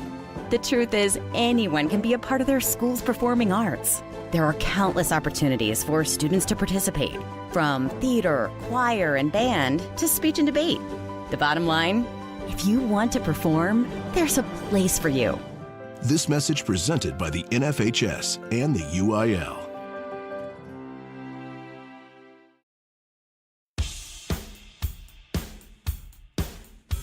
It's halftime on the BBN. I'm your host, Donnie Foster. We want to thank you for listening. Now, during halftime, we are playing ads from all of our sponsors. These local businesses and organizations make this broadcast possible. So take note of each business and organization and be sure to visit them soon. When you do, let them know you appreciate their involvement in Brewer High School and our community. If you would like to become a sponsor, well, there are many ways to get involved. Just send us a message through one of our social media accounts, and we will help you join the team. Go Bears! All right, folks, let's get started. Parents, thanks for coming. As many of you know, I'm Coach Mather. Tonight I want to talk about the season, of which I only have one expectation, that everybody gets stronger. When I say get stronger, I'm not referring solely to physical strength. Sure, we'll be in the weight room, we'll be running stairs, but we're also going to focus on developing mental toughness and grit, because those are the characteristics that allow us to achieve greatness both on and off the court. So, how do we develop those things? By getting comfortable with a challenge, by cultivating the confidence necessary to overcome adversity in all forms. That's why I coach. That's my purpose. Every member of this team can lean on me, and I'll teach them how they can lean on themselves and each other. This message presented by the UIL and the Texas High School Athletic Director.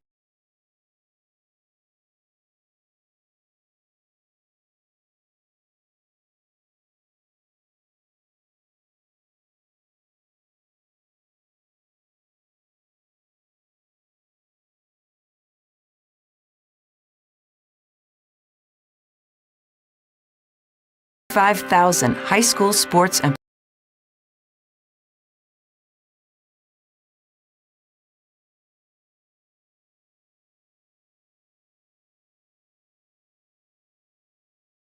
adjudicators.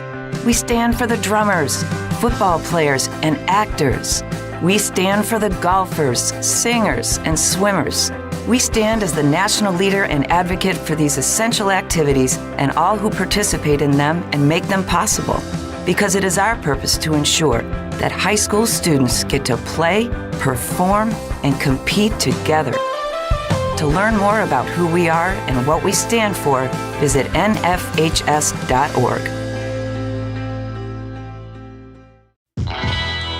If you're like me, you love a good snack or a hearty sandwich while watching football or your favorite sports on the weekend, well, a great place to head over to then is Charlie's Philly Steaks.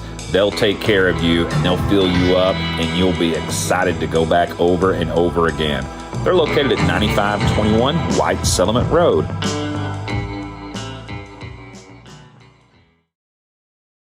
What's the biggest myth about interscholastic performing arts? That you have to be the most talented or experienced to participate. The truth is, anyone can be a part of their school's performing arts. There are countless opportunities for students to participate, from theater, choir, and band to speech and debate. The bottom line, if you want to perform, there's a place for you. This message presented by the NFHS and the UIL.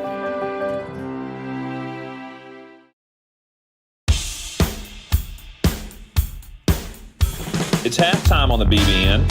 I'm your host, Donnie Foster. We want to thank you for listening. Now, during halftime, we are playing ads from all of our sponsors. These local businesses and organizations make this broadcast possible.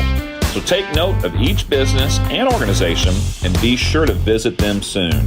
When you do, let them know you appreciate their involvement in Brewer High School and our community. If you would like to become a sponsor, well, there are many ways to get involved. Just send us a message through one of our social media accounts, and we will help you join the team. Go Bears! All right, folks, let's get started. Parents, thanks for coming. As many of you know, I'm Coach Mather. Tonight I want to talk about the season, of which I only have one expectation: that everybody gets stronger.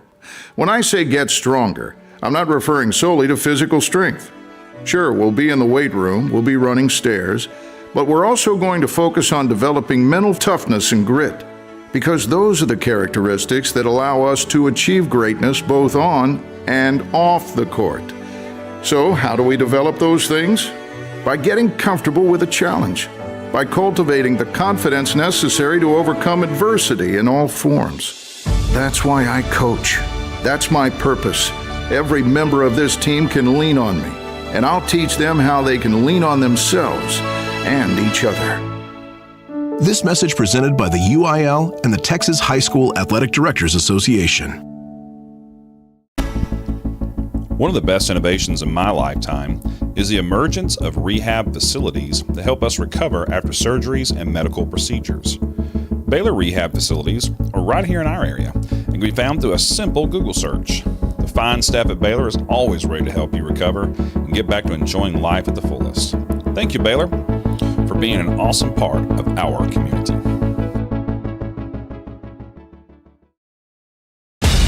Attention high school sports fans, are you an armchair official? You know, the parent or fan who constantly yells at the referees and loves to let everyone know just how bad you think they are. Well, if you think you could do better, then get in the game and prove it. It's time for you to suit up and make the calls where they actually count. Every sport in Texas needs more officials. Sign up today at highschoolofficials.com. Something everyone appreciates is loyalty. We have two very loyal sponsors here on the Brewer Bear Network, and that's Chili's and EECU. Chili's Bar and Grill, located at 300 Clifford Street, one of the most popular places to eat and just hang out with your friends in the entire area. Head on over to Chili's and check out their fantastic menu and tell them you heard about them on the BBN. And of course, EECU, a fantastic credit union that takes care of all of your needs. They're located at 9350 Clifford Street. They have a friendly staff and would love for you to come in and visit them so that they can serve you. Thank you, Chili's and EECU, two of our most loyal sponsors. So let's show them some loyalty and head on over and check out their services.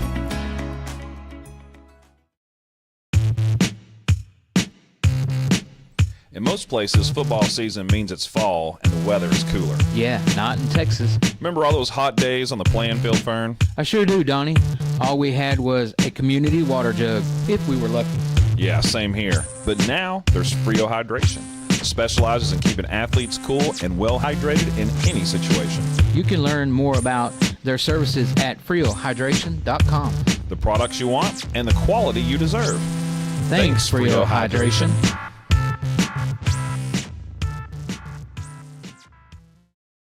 I love playing sports, especially for my school.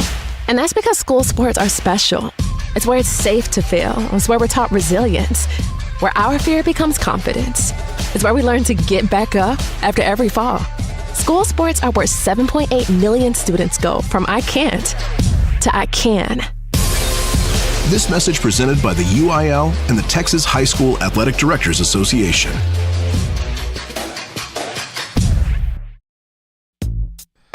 Terrence, now that we're getting older, I prefer to say we're getting wiser. hey, I like that.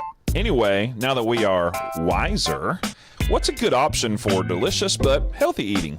It's got to be Jason's Deli. They have everything from amazing sandwiches to delectable salads. Okay, well, we need to get over there for lunch real soon. Let's do it. The closest location is at 6244 Camboy Boulevard. There are also many locations in the area, so head on over and do your old, wiser body a favor. School sports are played by humans, coached by humans, and officiated by humans. So the next time you're sitting in the stands at a school athletic event, please remember this and maintain your humanity, especially when it comes to judging and critiquing athletes, coaches, and officials. Please show your fellow humans some respect. They'll appreciate your empathy. This message presented by the UIL and the Texas High School Athletic Directors Association. If your business or restaurant is in need of fresh produce, then you're going to want to visit premierproduce.com and learn about all the great services provided by Premier Produce. They're located at 8125 Western Hills Boulevard in Fort Worth. Check them out for all of your produce needs. Then one of our favorite sponsors here on the Brewer Bear Network is Jimmy John's. Jimmy John's has several locations nearby. Check out one of those the next time you're hungry for some delicious food. We want to thank Jimmy John's for providing so much food for us here at the stadium on a regular basis. Jimmy John's is the place to go.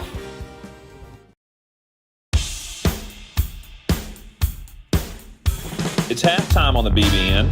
I'm your host, Donnie Foster. We want to thank you for listening.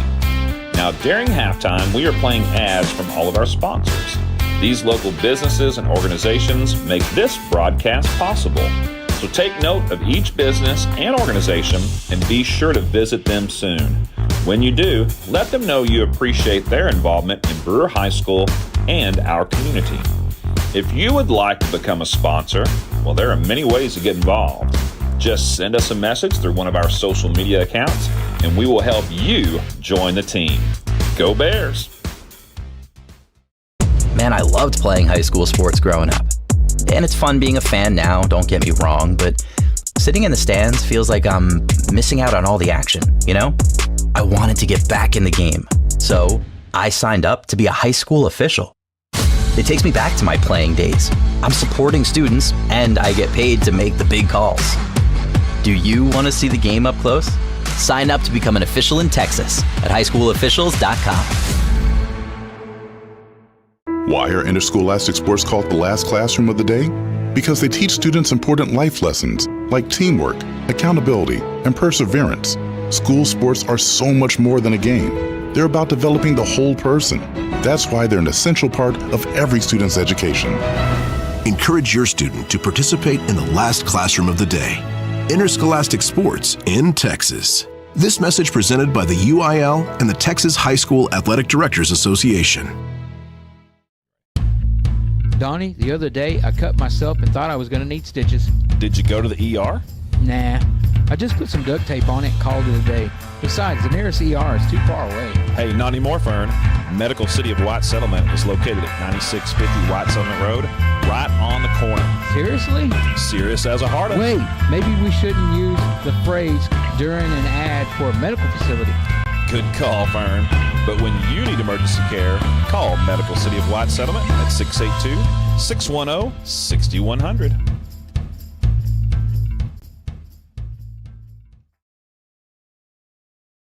Thanks for joining us here on the BBN. There are several ways to keep up with us here at the Brewer Bear Network. First of all, you can like us on Facebook. Just do a simple search for Brewer Bear Network and you'll find us. Hit the like button, and that's a great way to stay connected. Also, we have an account on Instagram. Same thing, just search for Brewer Bear Network and follow us there, and we'll keep you up to date on all things Brewer Bear athletics. Thanks again for joining us. We appreciate you. Have you noticed bad behavior has become normalized at interscholastic athletic events? Some fans seem angry. They lack civility toward one another. Some even get aggressive and unruly. Time out! What is going on? This has to stop. Let's not forget, school sports aren't just about winning. And they're definitely not an excuse to take your frustrations out on the official or the opponent.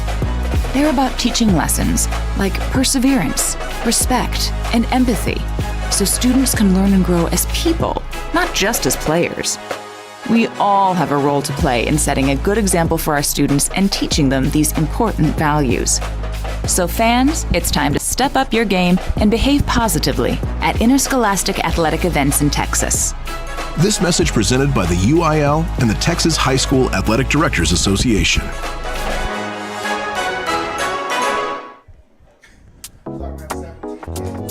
Hey, Terrence, you own your own home, right? Well, then, yes, I do, Donnie. So you know the hassle it can be when you need a new roof. I sure do. And in Texas, with the hail, high winds, and storms, our homes take a beating. Well, that's why we recommend TXD Roofing. Texas Direct Roofing is located in Haltom City and has been in business since 2011. To schedule an inspection or install, head to txdroofing.com. Thanks, TXD Roofing, for all you do for our school. Hey Bear fans, here's some more of our great sponsors. Let me tell you about Rival Signs. They're located at 110 Jim White Freeway in Fort Worth. Check them out for all your signage needs. And of course, Raising Cane's Chicken Fingers. Visit your local Raising Cane's for all your chicken finger needs. Timeout. And you just said I won't have audio. I can We're a talk. team that plays together. Okay. Listen, the winning will take care of itself. We Well, just I have got to this. get everyone involved.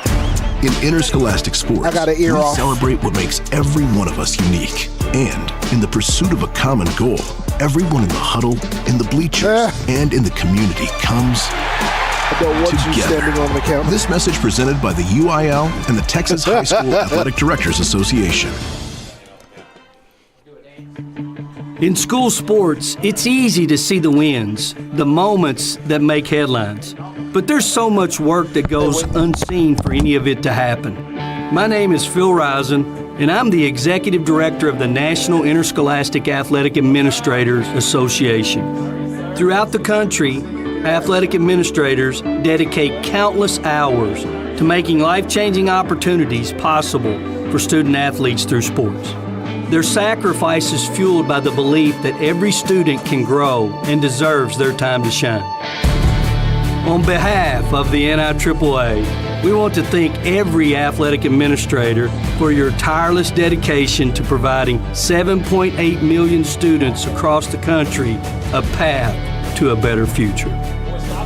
This message presented by the NIAAA, the National.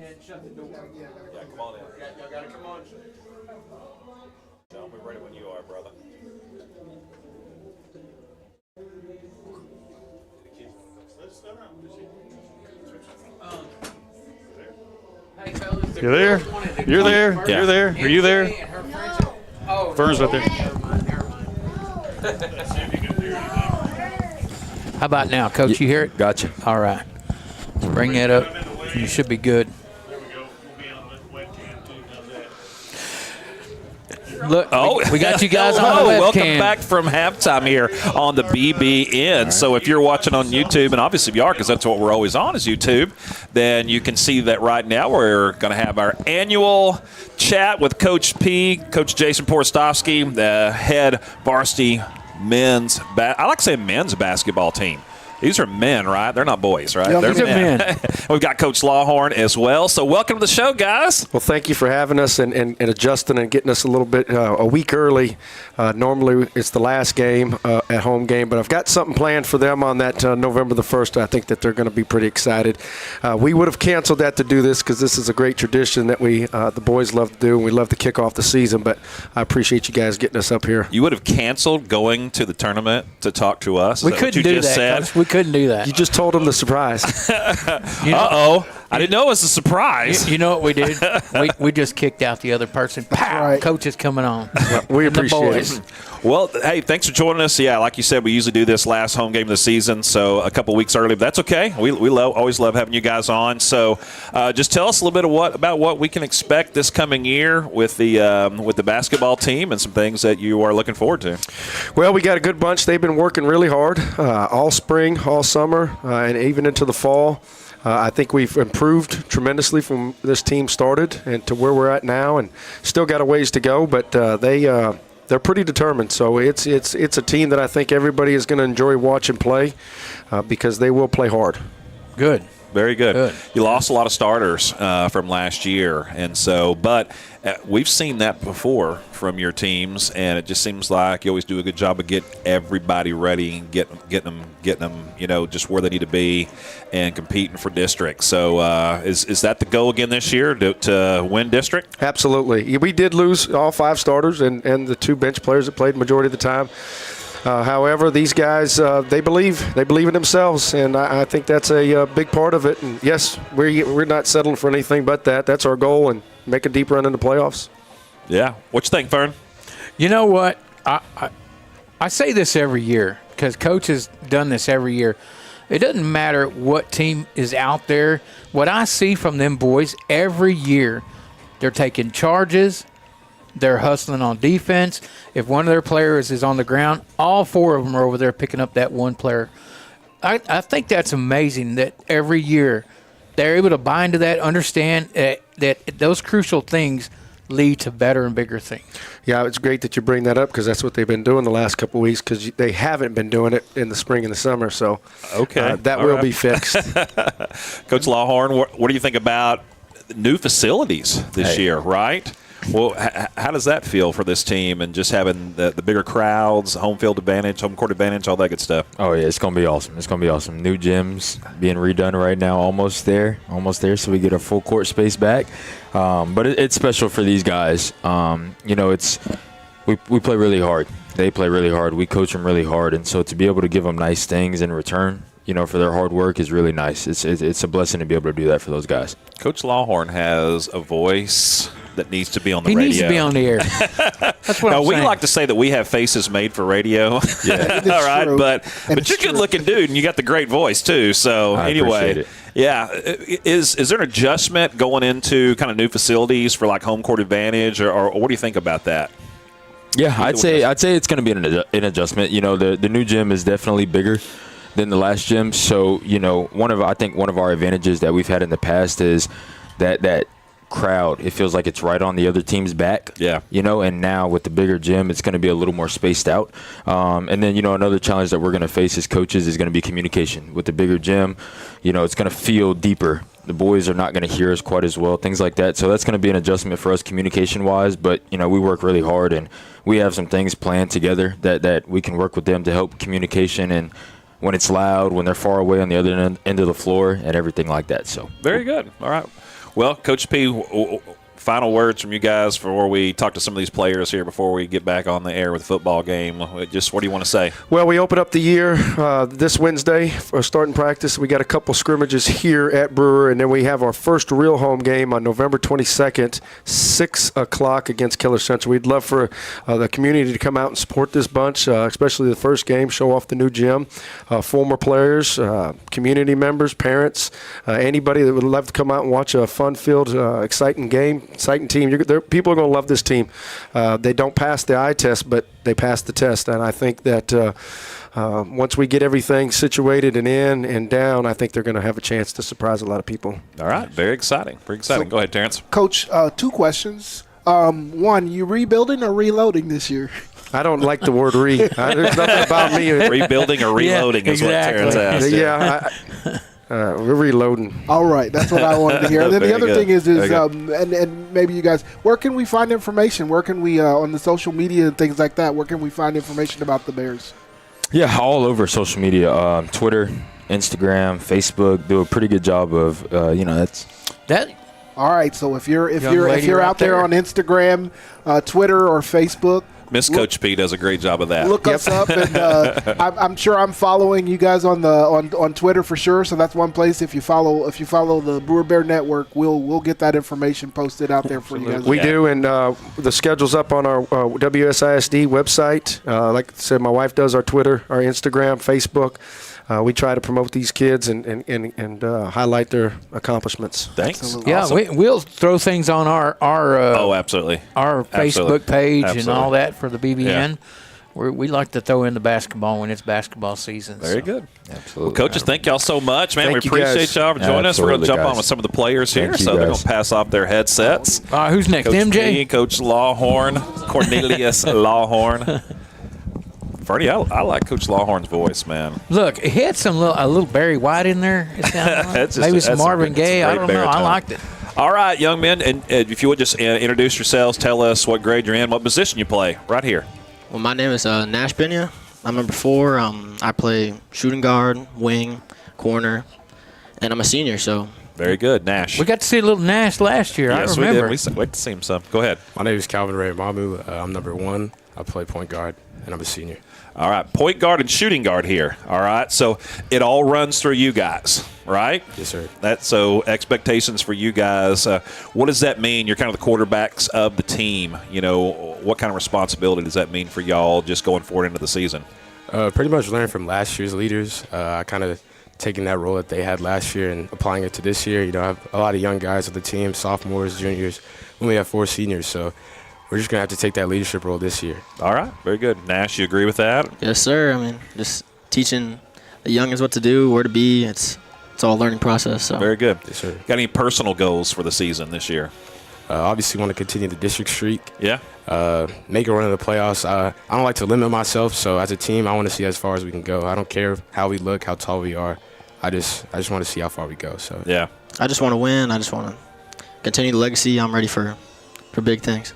And that's the thing about Coach P teams. Fern and Terrence will back this up because they know a lot more about basketball than I do. But it never seems to matter the size at all because you guys seem to just play so well together. You're very well coached. And so just looking forward to that for sure from you guys. I believe there's a saying, right? It's not the size of the dog, it's the size of fighting that dog. That's right.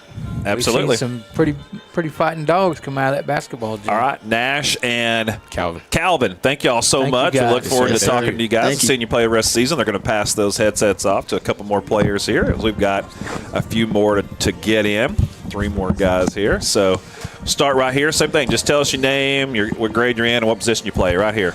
My name is Michael Washington. I'm a senior, and I don't really got a position. I play everything for real. All but right. I start at center. 1 through 5. Uh-huh. Okay. All right, Michael. And there you go. I'm Austin Haley. I'm in the similar as him. We play the same type of position. We can come out on the wing or play inside if needed. We can kind of stretch the floor out and all that. So I'm a senior too. So Very good.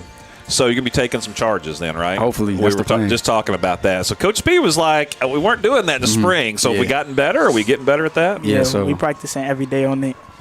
Look, I'm gonna tell y'all something. All right, take them charges.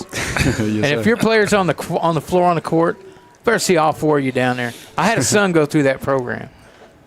He wanted to be the first one on everything, even if somebody was on the floor. He was there for his teammate. Makes a world of difference. Yes, sir. Definitely. Very good. Any personal goals for you guys this year? Personally, myself, I want to get first team all district. Okay.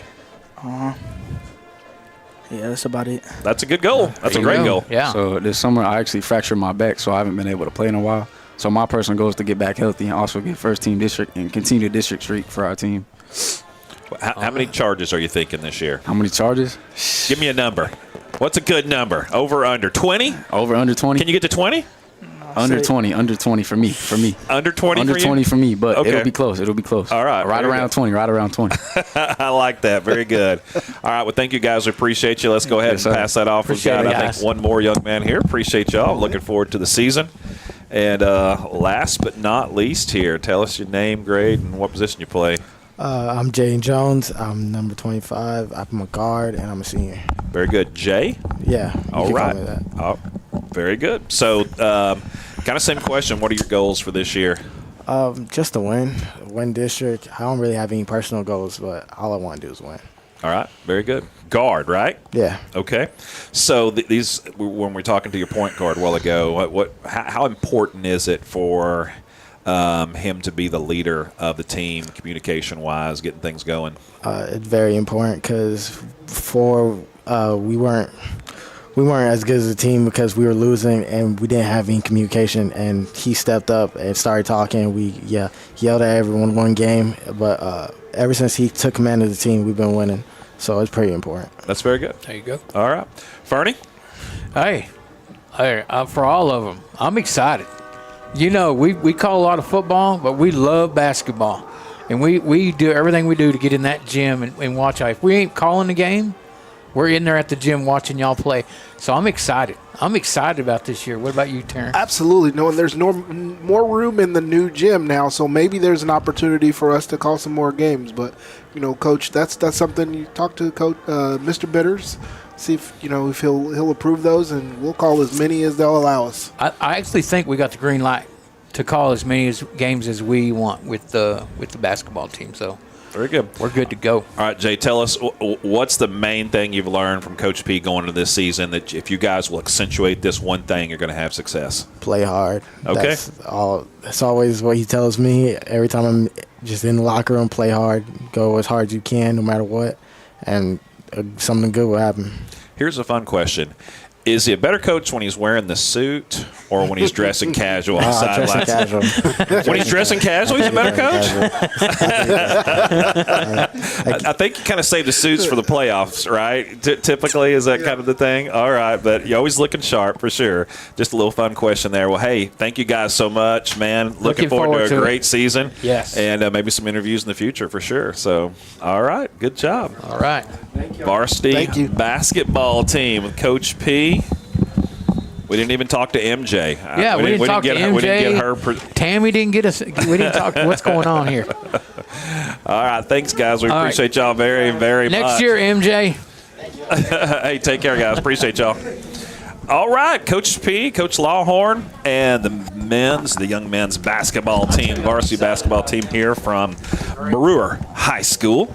Looking forward, and I was about to ask, what is the district streak at winning district? 6. It's 5 or 6 in a row for sure, I think. Isn't it? Yeah. All right, here we go. We're set and ready to go. The Bears have the ball after the kickoff. They return it up to the 38-yard line, so they'll begin right there. Handoff up the middle. Whoa, great cut by Coleman back inside. And Coleman did get over 1,000 yards in the first half after that long 24-yard run. And so he is building on that resume tonight, stacking up those yards. And he gains about 6 on that one. Well, I tell you what, he'd have had a whole bunch if that penalty didn't hit early in the first half, so we need him to bust him a long one. Yeah, he's due for sure. 20-14 is your score coming out of halftime. Snap is high but handled. Coleman pounds it in there, and he gets real close to a first down, maybe about a half a yard short. Yeah, he's not too far away from that first down marker. Third and about a football length to go here, pending the spot.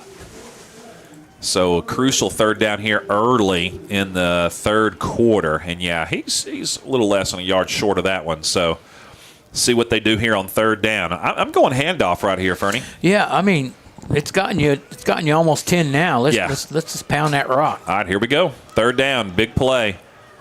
7 in the box. Oh, looks like Birdville came across early. Free play. Throwing deep for Kerrigan and almost caught at the 26-yard line, but falls out of bounds. A little bit of a back shoulder fade throw. But that should have been a free play and an offsides against the Birdville. Yeah, and it was. Yeah. No penalty, but we know what it was. He picked his flag up pretty quick because I never saw it hit the turf. I never saw a flag either. I saw 3 guys come across early. Okay, it's on the other sideline, right on the white. All right. I finally saw him pick it up because I did not see that flag. Well, he must have just dropped it. Good job by Davis to draw them off sides as they put 7 in the box and were coming hard. Handoff, Coleman dancing around. Chooses the B gap on the right side instead of the A gap. I will be honest with you. He got 1 or 2 out of it. I'm shocked because they were right there. It looked like he was going to go A gap, and then just kind of sidestepped and hit the B gap for 2 yards. Little Football 101. I was explaining this to my wife the other day. She was like, A gap, B gap, what are you talking about? And so if you've got the center and then the guard next to him, the gaps in between the center that snaps the ball and the guards, those are going to be your A gap. Go out one more, and it's a B gap. Here comes the jet sweep from Cameron Carr, and he's going to have a nice pickup inside the 40-yard line, close to another first down, and he may have picked it up. You know, running the old Veer offense, we'd have the 0-ho, the 2-ho, the 4-ho, the 6-ho, the 8-ho on the right side, and then, 1, 3, 5, and 7 on the other side. Yeah, it kind of depends if you're a number system or a numeral system, numeric system. That's right. Yeah, it's kind of easy to explain A gap, B gap. 9 yards on the run by Carr. And he got a first down on that. So handoff once again. Coleman up the middle, dives forward near the 30, and he gets 5 on that one. I like what the Bears are doing here early. I do too, and they're getting yardage in chunks on first and second down. And I'm gonna tell you what, I've noticed that the Bears offensive linemen are getting a great push. They are getting linemen off the ball and into the linebackers area. Well, these Birdville offensive linemen, they ought to be tired because the Bears have had the ball a lot. They've been wearing them out. Handoff once again to Coleman up the middle. He's got a lot of room right there as he pounds forward to the 25, and he picks up the first down, gain of about 6. I concur. 2 carries for Coleman, and you got a first down. We'll take that every time. Field goal kicker Jonathan Cortez warming up on the sideline just in case, always staying sharp and ready. Hopefully the Bears won't have to kick a field goal, though, as they're marching down the field. First down at the 25. Got to get to the 15 for another first down. 3 wide receivers set for them. 1 tight end in the game. 3-step drop. Pass, caught. Carr makes first guy miss, dances around, makes another guy miss, dances more, dives forward to the 7. Looked like he was doing the cha-cha-cha out there, man. That was a great run now, I'm telling you. That was the cha-cha slide over here on the left sideline as he was. He went in, went out, went in, went out. Step to your right. Everybody clap your hands. I mean, he was in it. 17 on the reception. Nice job by Carr. Looks like Coleman coming out. Houston going in. They've been doing a good job of really spelling him when he gets winded and takes a few hard runs. And Jordan Houston has done a great job doing that. First and goal, ball at the 8. Handoff goes to Houston inside, following his blockers, pushing forward. He's going to get down near the goal line, maybe to the 1. I think he got to about the 2.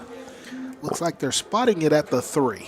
Okay, he kind of dove forward there at the last and couldn't tell in the pile. They do mark him down to the 3-yard line, so gain of 5, second and goal from there. Bears up 20-14, trying to make this a 2-score game with 8 minutes and counting here in the third quarter. So Bears doing what they wanted to do as they began the game with a stop defensively, or excuse me, they got 2 stops defensively early in the game, and then trying to come out here and get a score on their first possession of the third quarter after deferring, winning the toss. Here's a quick toss, and almost intercepted the 3-yard line as that pass was a little bit low. How scary. Yeah. Lucas was Davis, was firing for number 13 Carr over on the left sideline. And almost picked off at about the 2. Boy, that would have been a pick 6. And then it was tipped, but luckily for Birdville, it went out of bounds because if it had fallen just a little bit shorter, Carr would have had a second chance at it. All right, that'll make it 3rd and go. See if the Bears hand it off as Coleman comes back in. They do. Coleman's got it right side, cuts back inside, and this play is going to be whistled dead before it starts. Must have been an offensive movement issue. All right, false start will back them up 5, so it'll sit a 3rd and goal from the 3. It'll be 3rd and goal from the 8. All right, see what happens here. Depending on this 3rd down, Bears may go for them 4th or decide to go for the short field goal. But with their snap issues, that could be a problem. 7 in the box for Birdville. Sweep coming from Kerrigan. Carr, he gets around the left side, dives for the end zone, and it looks like he is in for the touchdown. Just got under the pylon. Cameron Carr on the jet sweep, coming from the right side to the left, outran everybody to the pylon, dove it in, and scores a touchdown. That was a nice job by that young man. It's good blocking up front, too. Well, whoever had 3 rushing touchdowns by 2 receivers for the Bears on their bingo card, you won tonight. That's it. Because You're right. that one was that's unexpected. All right, Bears going for 1 or 2? They're going for 2 here. Might as well. All right, they are going to go for 2 to try to make it 28-14. It's 26-14 as we stand. Tight end comes in motion from left to right, getting them set. Rolling out to his right, Davis firing in the end zone across the back corner. Tipped away at the last second. Looks like he was gunning for Roberts in that back left corner. Could not get it to him, Devin Roberts. Devin Roberts had an opportunity. All right. 2 point, no good. But 6 points, 20-14. Bears up by 12. And like we said, if you defer to the second half, what you really want to do is get a stop or 2 early in the game. The Bears did that defensively and score coming out of halftime. And usually that'll put you up by a couple of scores. It has. Good strategy by the Bears. They took a full advantage of it, which is a good job. Yeah. Well, we said coming into this one, the Bears were underdogs. The Hawks were favored in this one. Not hugely favored, but they were favored. And that's just kind of statistically speaking, really, honestly.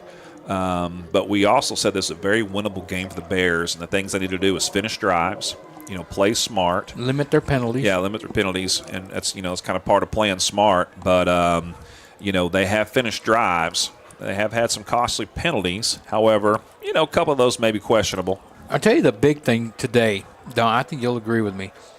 They've had drives that have eaten clock. That's been huge. Oh, yeah, absolutely.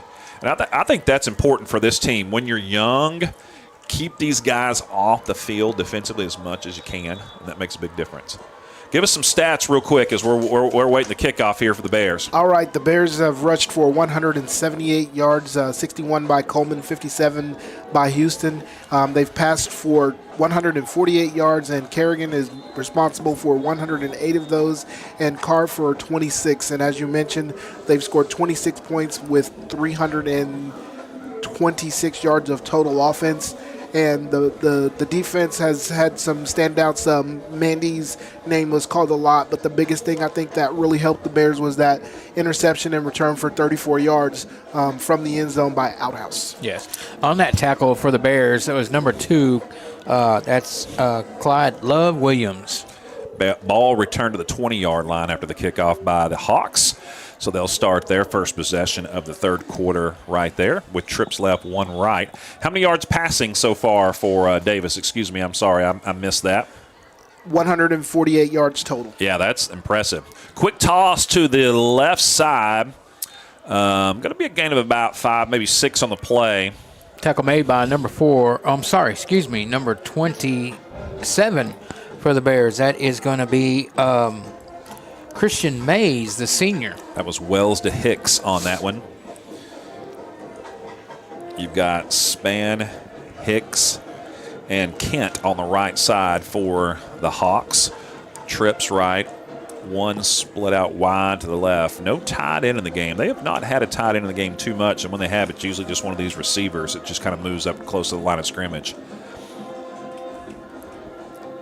Handoff, faked, quick toss, caught, makes one guy miss, makes 2 other guys miss. That's going to be Kent again, and he's going to get the ball all the way past the 35 to the 36. Boy, that was a tackle that they needed right there.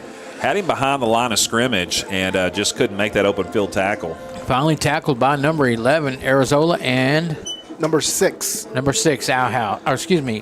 Walsh for the Bears. Brian Kent has had himself a game tonight for the Hawks. Also Checking into the game is Lamar Leggings. He's their leading rusher. He comes in for the second half as we had Anthony White in for most of the first half. They go to a swing pass to Leggings real quick. He lowers his head and barrels forward to about the 41-yard line, gain of 5. He was met hard by number 6 for the Bears. That's going to be Walsh again, the sophomore. He's a little bit different type of runner, a little bit more of a stand-up runner. Kind of runs with his head high, his shoulders back a little bit, a la Herschel Walker, like he used to run. Whereas White, a little bit more of a traditional head down, shoulders down runner. A little bit lower to the ground. Yeah. Leggins almost looks more like just a big receiver out there running the ball. And he may be. All right, Bears with 5 on the line. They rush. Quick toss out to Leggins. Caught. Hit quickly.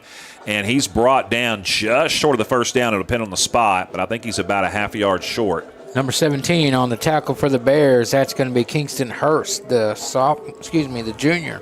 All right, 3rd and less than a yard to go. Ball spot at the 45. They got to get just about a football length worth of yardage to get the first down.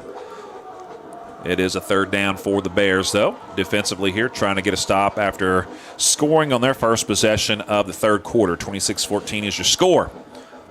3rd down play coming up.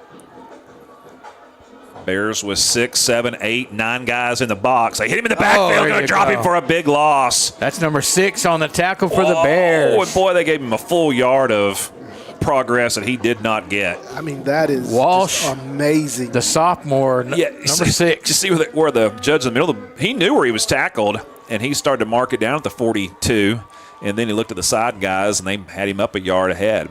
All right, so that's going to be 4th and about 3 to go. A long 2.5, 3 yards to go here on 4th down. All right, here come the Bears. They're going to blitz. They're coming quick. Passing downfield deep. Caught at midfield for the first down. Nice pitch and catch there from Wells to number 5, Jaden Hicks. Oh, I tell you, a little too much space. Coach is letting him know. That's number 27 on that coverage for the Bears, Christian Mays. Yeah, on 4th and short, you got to get him up on the line of scrimmage because you know that quick pass is coming if they throw it. And that's been Zach Wells, their QB. That's been his bread and butter tonight. Bears showing blitz again. Here they come under pressure. Forces the throw quick, and the ball was underthrown, but he comes back and makes the catch. Brian Kent, boy, he has had himself a great night all the way down to the 18-yard line. Yeah, that's number 25, Lucas Cantu on that coverage for the Bears. And Birdville is going to pick on Cantu until he shows he can cover number 9. Yeah. That's a matchup mismatch. 35-yard pass catch all the way down to the 18-yard line. Bears stacking the line of scrimmage again. 3-step drop, firing, looking for number 9 again. He does. Oh, he almost caught that ball, but he juggled it as it went out of bounds. Being covered by number 7 on that Reandre Cox for the Bears. Double coverage on him that time. And I think if he had come down with that, he had a foot that he was dragging just in case, but couldn't come up with the catch. Really nice toss again by Wells, the QB. Again, 26-14 your score, 3:27 to go in the third. Birdville, their first possession of the third quarter. They've marched it down to the Bears' 18-yard line at 2nd and 10. Bears with 5 on the line of scrimmage, now 6. They've been bringing pressure here on this drive, trying to force Wells into making some quick throws. Now one man drops back into coverage.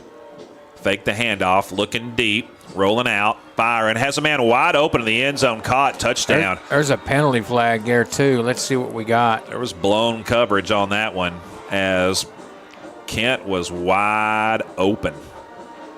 I mean, there wasn't anybody 20 yards within him. All right, we'll check this flag. It does appear to be against the Bears because they're spotting the ball for the extra point or the 2-point conversion, whichever they choose. Yeah, holding on the defense will be declined. So a quick score by Birdville. Now with this extra point, they can pull within 5. You go for 2, you can pull within 3. No, you can pull within 4, excuse me. I had to take off my shoes to count. Sorry, guys. All right, here comes the snap. Hold is down and good. Kick is up, and it is also good. And so it'll be 26-21. All right, we got us a game. 3:22 remaining in the third quarter. Bears 26, Birdville Hawks 21. There used to be a discussion on the sideline as to how to cover number 9 Brian Kent. I agree. And the answer is certainly not let him run free. Yeah. I don't know what happened on that. When I looked up to where he was throwing it, he was so wide open, I thought he was throwing it away for a minute. I did too. Yeah. That's how open he was. And I think your defensive back. So they switched out Cantu and put a different back on this side, and I think he may have thought he was playing safety, got confused about where he was playing maybe, because he was too wide open for there not to be some confusion. Yeah, it was definitely a blown coverage there for sure. And I didn't see anybody fall down, so that happens sometimes. Going to have to, have someone over the top on him. No doubt about it. Slide a safety over or something. And the Bears here in the set, they've been bringing pressure. And I think, they may back off of that a little bit, because it looks like Zach Wells is like, bring it, I don't mind. It didn't seem to bother him too much on that particular drive. Birdville kicks it deep. He got a foot in that one.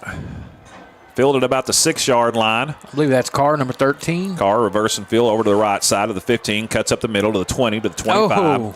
Finally brought down at about the 27-yard line. They'll mark him at the 28. I tell you what, that was a good run back. Two good run backs because they start on their own 38 with the first possession here of the third quarter, and on their own 28 here on this one. 3:13 to go in the third. 25 yards on the return.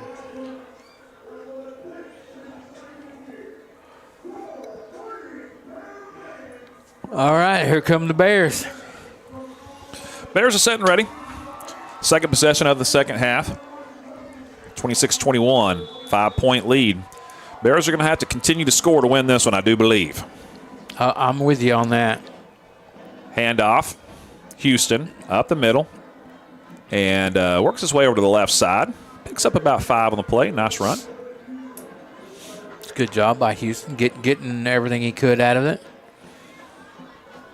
He just finally got strung out as far as he could go. Yeah, nice block sealing off the left side over there as he was able to bounce outside and pick up 5. It's your tight end, Mr. Midler. Yeah, Midler did a really good job on that one. Birdville showing blitz. They bring 5. Houston up the middle. He's got some room. Oh, he's caught from behind at about the 44-yard line. That was almost one that he could break. He was almost gone. Yeah. They mark him down at the 43. First down, though. Needed 5, got 10. I'll tell you what, Birdville defensive linemen are a little wore out. Yeah, I think the Bears just need to continue to run it right down their throat and only throw when they need to here. Bears looking good offensively. Just over 2 minutes to go here in the third. Handoff, Houston again, up the middle, bounces to the left side, has some room, gets outside, and is forced out of bounds in Birdville territory, close to a first down. I think he's got it. Yeah, that was great run there by Houston. 12 yards on the run. They gave him some pretty good forward progress on that one because I thought he went out of bounds about a yard short of there. So that's one in our favor. You won't hear me argue, but you are right. That was an excellent spot for the Bears. Yeah, definitely. It's where he stopped sliding. It happens, both ways sometimes. We fail to mention that. All right, here we go. First down, ball at the 45 in Hawk territory. Handoff, Houston, up the middle, got some room, and he's caught from behind and slowed down, allowed the linebackers to get a hold of him. He got a good 11 out of that. He did, but once again, he was just one away from taking it. One arm from slowing him down from taking that one to the house. It was just about gone. And, yeah, the offensive line getting a great push, and they are really opening up some holes for Houston. And I see Coleman down there. Isn't it my turn? Chomping at the bit. He's like, they're tired. Let me in. First down, ball at the 34-yard line. Houston once again. He's got some room now up the middle. Cuts it to the outside. Makes one guy miss. Back to the inside. Lowers his shoulder. He gets forward to about the 9-yard line. He is just pushing it.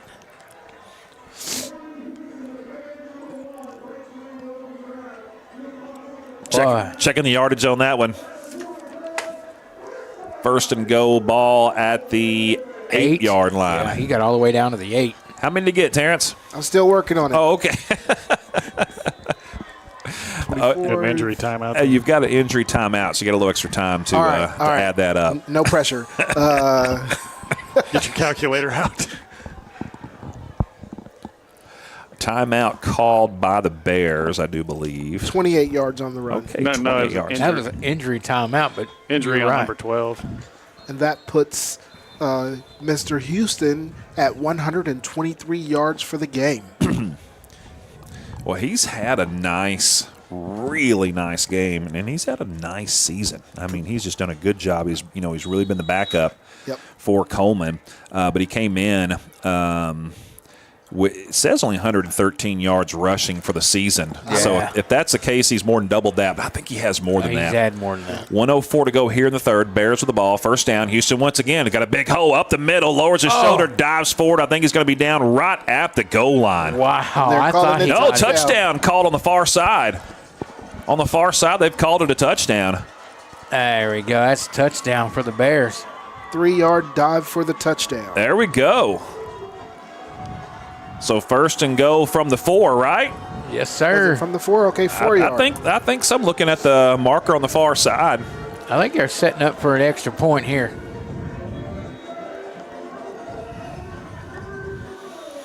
Well, it was Jordan Houston's show on this drive. Yeah, and they will definitely go for the extra point here after the 2-point failure earlier. Don't want to chase too many of those points. It looked like someone was offsides. Kick is up and good. I didn't see any flags.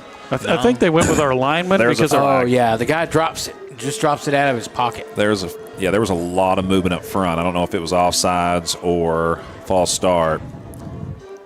Bears have come off the field, so it's going to be offsides, and they'll decline it. All right. So our lineman was standing next to the official, and he put his arms in the air to signal to the official that that we had scored. And then the official put his hands up in the air. So I'm going to give that to the offensive lineman. I didn't see what number it was, but I believe that was 59. As Houston dove, I think what he did is he stuck the ball out and got over the goal line before he hit the ground. And the judge on the far right side, it's probably the only one that had the clear view of Side judge, line judge. Yeah. Okay, so extra point good makes it 33-21. And like we said, Bears are going to have to continue to score because Birdville is continuing to score. Does make it a 2-score game once again. Bears back up by 12. In this game, Houston has had 7 runs for 10-plus yards and 1 for 20-plus. Yes. All right. Yeah. Career night for him. And 1 for 3 for a touchdown. And he was stoked about that, too. Coming off the field, he was giving us the strong man sign as he was running to the sidelines. Great job by Jordan Houston. Ball will be placed at the 40-yard line for the for the Bears as they get ready to kick off to the Hawks. Bears working their way right to left as we look out. That north wind to their back here in the third quarter. 55 ticks to go. Kick is deep. Fielded at the 5-yard line and taking a knee, so they'll bring it out to the 25. And that was Leggins. He's returned most of the kicks tonight. And got in the game with a little offense so far. We're expecting to see more of him on offense, but he's gotten in here lately. The Bears chew up a lot of clock in the third quarter once again. And get 2 scores out of it. All right, Birdville began at their own 25. They started their own 20 on their last possession. Bears try to get a stop. One stop and a score here, and it may be all the Bears need. You don't want to speak too quickly, but, kind of that critical point of the game here with 55 ticks to go here in the third. Quick toss, caught, right side, and a nice open field tackle made this time. Yeah, I believe that's Outhouse. Yes, number 4.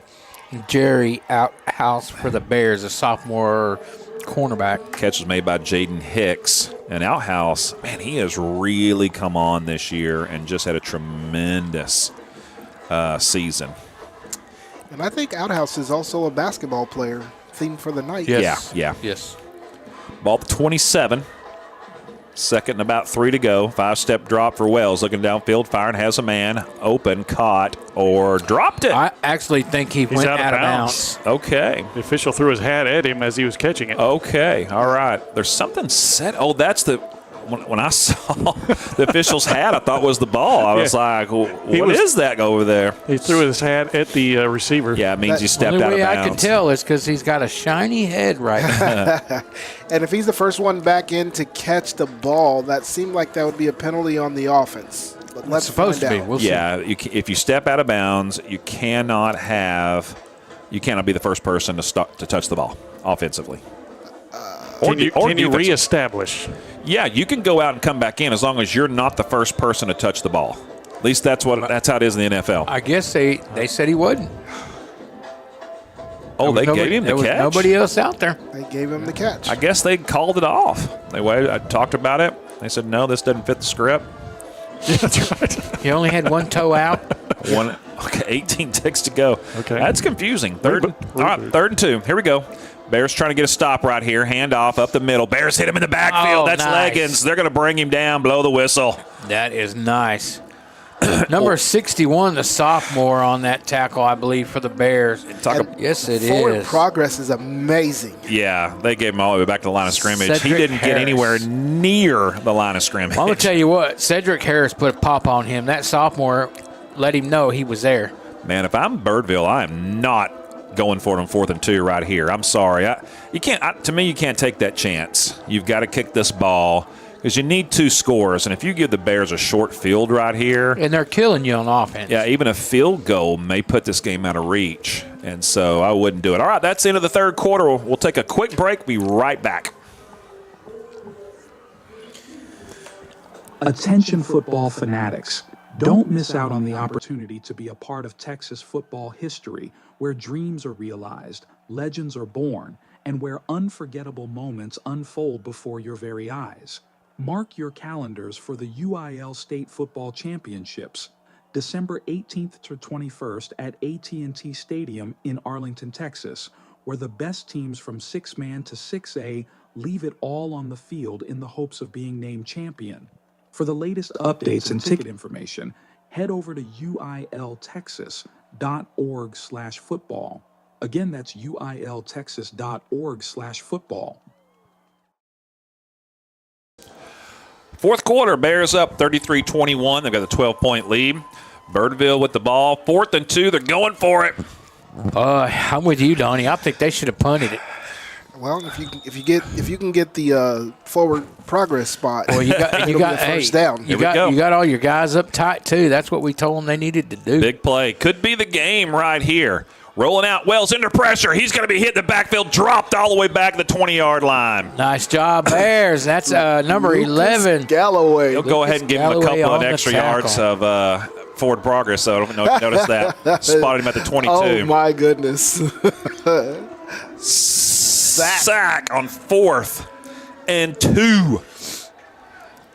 That's a nice job by the Bears. And if they can capitalize with some points here, that is going to be nice. We said that if they should have punted and not given them the short field, you certainly couldn't afford a sack. Yeah, that was worst possible situation for the Birdville Hawks right there. Best possible situation for the Brewer Bears. The Bears will line up trips right. They bring in number 87 or Scoop 87 Brady Midler out into the slot. Coleman in the backfield along with Davis. Yeah, Carr by himself there. Firing into the end zone, looking for Carr. He's got the position, and he catches it. Oh, he dropped it. Falls incomplete. He had inside position on him, just could not come up with it. That was some good defense as the cornerback got his hands in there, knocked that ball away a little bit. Yep. And I saw him by himself up top. He got inside position there, and Davis put it right where it needed to be. Just a really good effort by the cornerback to knock that away at the last second. Roberts now singled up over on the right side, moves over to the right hash. 2nd down and 10. Handoff. Coleman inside, plants his foot, dives, tries to push forward, and does get about 2 to the 20. All right. We got 3rd down. Bears could be in 4-down territory here for the first. 3rd and 8. I'm kicking the field goal, Fernie. Go ahead and take the points. With our field goal kicker, absolutely. Yeah. I'm kicking the field goal. I He's like got our the leg. field goal kicker. I don't like our snapper. With our snapper, well, I'm going for it. He's only had one bad one tonight. He's done a good job. He's done a good job. Yeah. Here we go, 3rd and 8. See if we can pick it up. 5-step drop, looking downfield, steps up, no one open. Fires. Oh, has a man wide open. It's going to be Carr. He gets in Cameron Coleman. He gets in the end zone. Touchdown. A flag comes in. Wow. And, yeah, number 77 for the Bears really throwing a fit. That's Devin Moody because I think they're going to get him. But, man, that's going to be huge. And that was a horrible call, I think. don't like it. Yeah, it was a very horrible call on him. He definitely didn't agree with it. It is going to be against the Bears. Yeah, he tackled him. All right. But replay shows that he was probably guilty. But, it happens. All right, so, man, Coleman came out of the backfield on the left side, and he was wide open for that touchdown. So now it's going to be 3rd and forever. 15 yards. Unnecessary roughness. What? Wow. Offensive lineman on a defensive lineman is unnecessary roughness. Yeah. Wow. That's all I have to say. If you want to call holding or or blocking the illegal block, but unnecessary roughness. Come on. Come on. Moves the ball all the way back to the 35. That's what they're taught to do. Put them on their butts. That's ridiculous. All right, here we go. Davis, 5-step drop, looking downfield, firing deep. Has a man wide open. It's Roberts. Caught. Touchdown, Bears. That's how you respond to a horrible call right there. There you go. You send Devin Roberts on the post route. He was wide open, and Lucas Davis drops it right in the breadbasket for the touchdown. 35 yards on the touchdown pass. Yes. What a play. Man, the Bears on 3rd and long just continue to overly impress tonight, doing such a great job. Great job by the sophomore on that catch. Now, do you go for the field goal here? What are you thinking? The extra point? I'm thinking you go for the extra point. Kick it. I'm thinking that they need to get a player out of there because they're about to get a flag. All right. They are finally set down on the field. Extra point coming up. 39-21, point after attempt coming. It is plenty good. And that is going to make it 40-21. All right, what was the yardage on that? That was a 35, right? 35-yard touchdown pass. Puts the Bears at 183 yards passing on the night. And he caught it at the 1 and fell in, so that's 35 in the air. Well, he probably threw it from the 40. Yeah, exactly. Yeah, he stepped back. So, yeah, you're right. That's 40 yards. He threw it in the air. That was a beautiful pass and it was and a catch. Dot. Was that the high school equivalent of the Hail Mary? No. It was by design. It was by design. Yeah. You could see him coming open. And your Hail Mary is going to be end of the quarter, end of the half, Sure. end of the game where you're just heaving it. You're throwing a prayer up from deep with 5 or 6 guys down there. That was just a bomb. That's we'll call that a bomb back in the old days. The deep pass. He just ran a nice post route. And really what happened was left him open. The offensive line gave him so much time that Davis was able to step up in the pocket, and they just couldn't cover Roberts that long. Play developed behind the defense. Yeah, you can't cover a wide receiver, more than about 4 or 5 seconds. It's just really, really difficult. They're going to find a way to get open. You know who I feel sorry for? Sacedo. He'd been able to punt, do nothing all day. Poor Sacedo. It's true. Yeah, we haven't. All right, here comes. All right, Cortez. Here comes the kickoff. Win in his face, but he kicks it deep. Going to be fielded at about the 10-yard line. That's going to be Leggins again. He brings it right up the middle. Hit at the 25 and pushed back. Continuing to fight, though, and they'll mark him down at the 22. They'll give him forward progress. Oh, boy, they did. To the 22. Tackle made by, looks like, number 6, Walsh for the Bears. This officiating crew is. They believe in the forward progress. They believe wholeheartedly. And not just forward progress. Let me tell you, boys, half his yard to a toe yard. made it 5 yards up more. That's what it needs to be. But it's been both ways, so I'm not going to complain at all. 10:42 to go here in the game. Bears up by 19. It's definitely been both ways, but it's still been lopsided. Yeah. 3-score game here for the Bears. Quick toss. Oh, good job. Ball was tipped at the line of scrimmage and falls incomplete. I believe that's 34. Yes, number 34 for the Bears on that tip. That's David Arizola. That's his second tip tonight, I believe. Well, the Bears' offensive possessions have gone this way. Touchdown, touchdown, touchdown, interception, and a half. Touchdown, touchdown, touchdown. Wow. So they have not punted.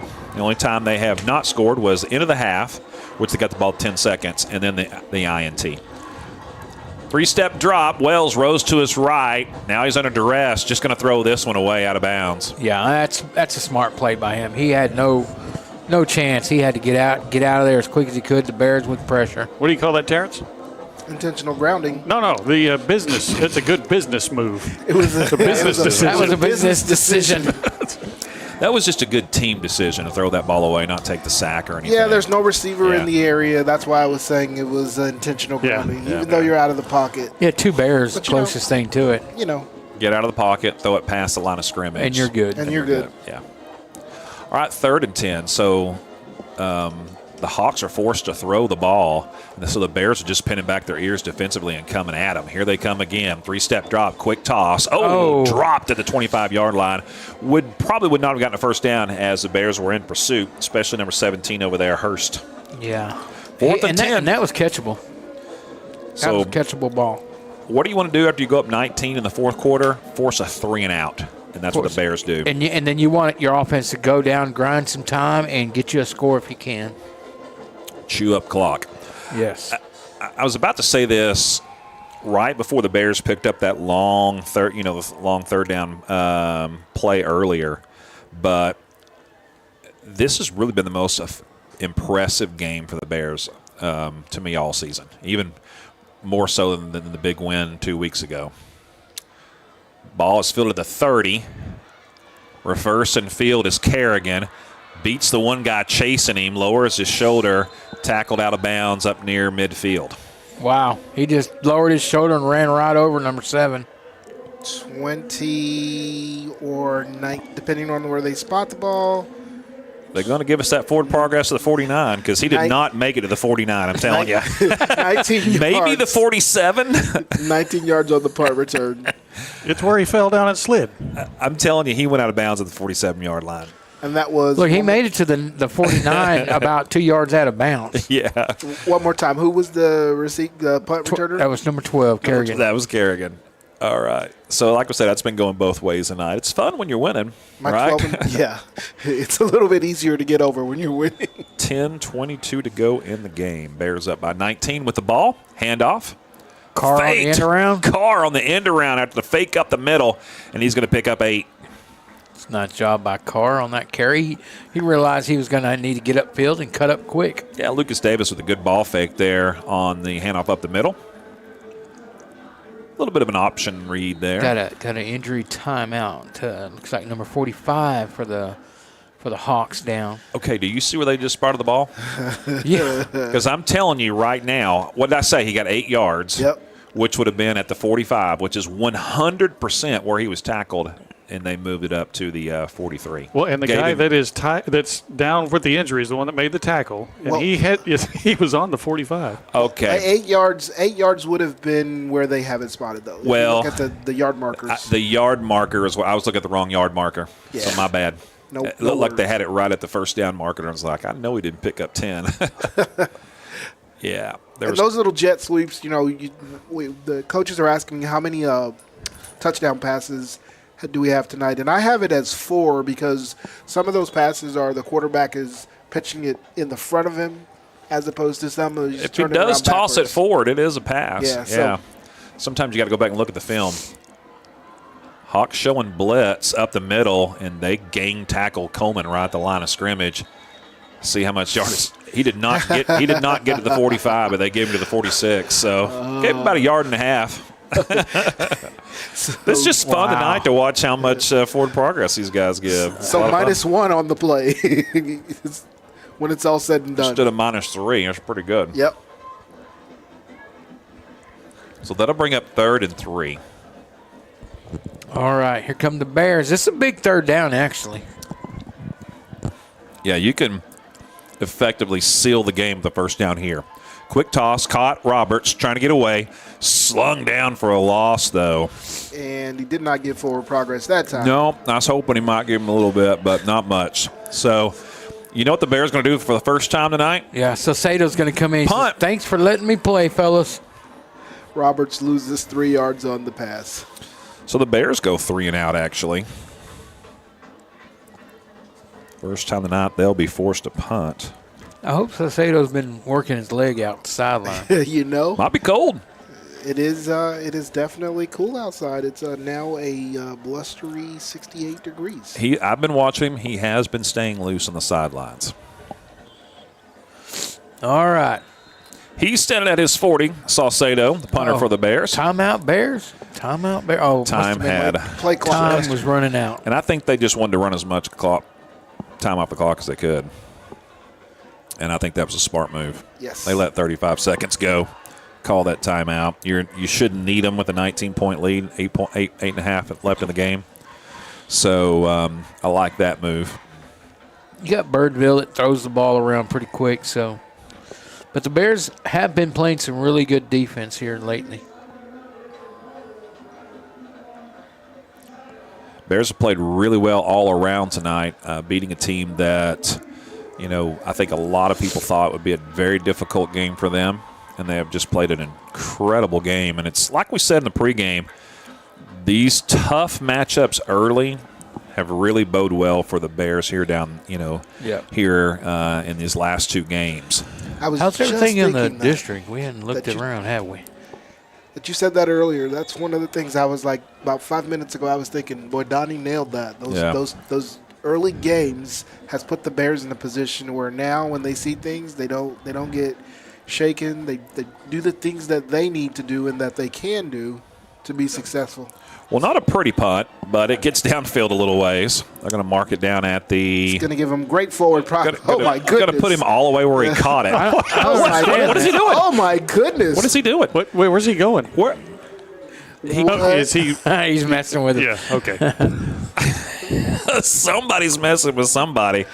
I don't know where that ball went out of bounds. He doesn't either. He doesn't either. I don't really think he knows. Doesn't either. The coach caught it at 36. They're going to mark it at the 26. 26, yeah. They're going to mark it at the 29. Maybe. That's probably about the right spot. Okay. I thought he was going to give it to him at the 26. that had me going there. I like amazing. That was funny. It's like he was listening to our broadcast. Like, I'm going to give these radio guys something to talk about. Just trotting downfield, going to mark it deeper and deeper and deeper.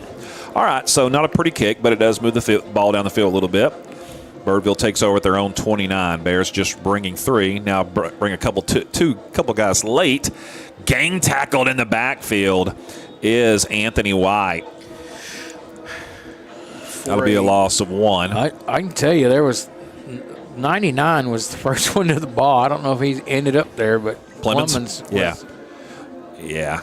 He hit him first, and then the rest of the line joined in. It did. It looked like Arizola got there, and I'm sorry, not Arizola, but Jordan Anderson was in there, 26. Yeah, so was Javon Sparkman. Lucas Galloway getting in the backfield too. Here we go, 2nd and 11. Bears with tight coverage. Receiver on the right side is wide open. Now someone slides over. Bears pick it off. That's going to be Outhouse. He's going to take that to the house. He's going to get all the way in. Touchdown Bears. Pick 6. Wow. Jerry Outhouse runs it all the way back. He picked that one at about the 33-yard line. That's your sophomore right there on that. INT today. I have it officially as a 34-yard touchdown return, interception return for a touchdown. 34. His second of the day. All right. He just tackled one of the coaches over here. Jerry Outhouse. What a great game he has had tonight. Wow, that's great. He looked like the intended receiver. He got a penalty receiver. out here. What's the penalty for? I don't know what this penalty could be for. It's got to be after the game. It's against the Hawks.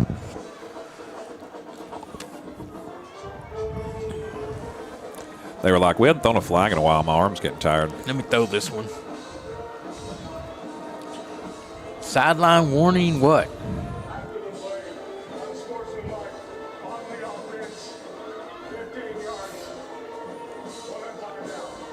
Oh, wow.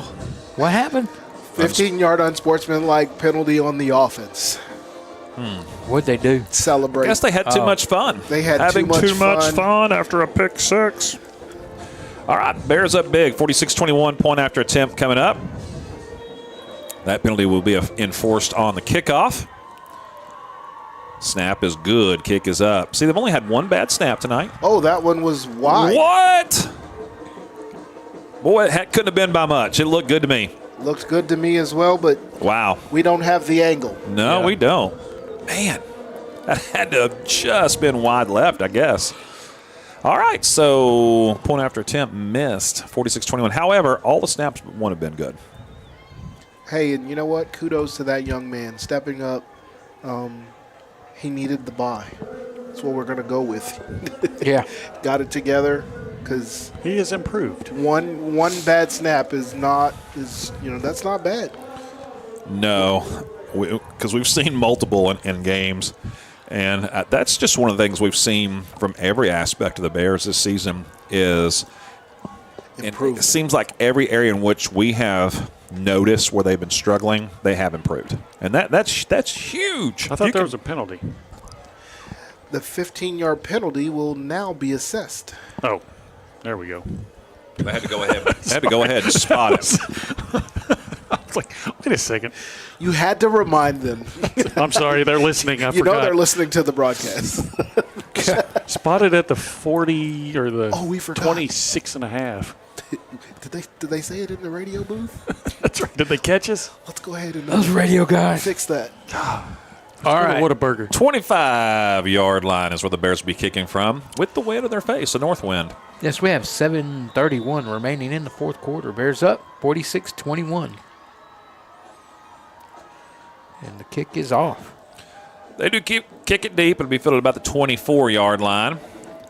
That's Leggins once again. No, it's not Leggins this time. Number 2 finally gets to return the ball. Gets it up to the 40-yard line. Tackle made by number golly. There's some extracurriculars going on down there. Yeah, that was Zach Yang with the number 16 return. On the tackle for the Bears. That's going to be Andrew Pop. Listen, number 2 took exception to the tackle, and he will be definitely the personal foul. Who did you say made the tackle? That was number 16. Zach Yang was the ball carrier. Andrew Pop, who number 16 was on the tackle. Thank you, sir. All right, I'm surprised they don't throw him on this. They may toss him on this. I believe it looked like to me that it could both be on Birdville, but you just never know. And if there's 2, you can enforce both of those. Yeah. Well, definitely the first one was on. It appeared to be on the reaction to the tackle on the sideline. Yeah, I agree with you. By the runner. A lot of explanation going on to Coach Wheeler down there. Coach Jason Wheeler, head coach of the Brewer Bears.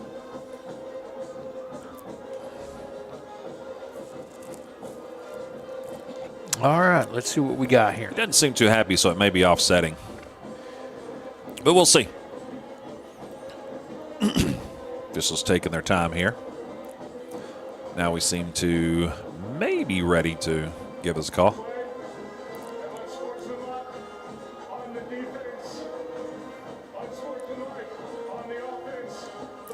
Offsetting. All right, so unsportsmanlike conduct on both teams. And that 5-minute break brought to you by offsetting penalties. Yeah.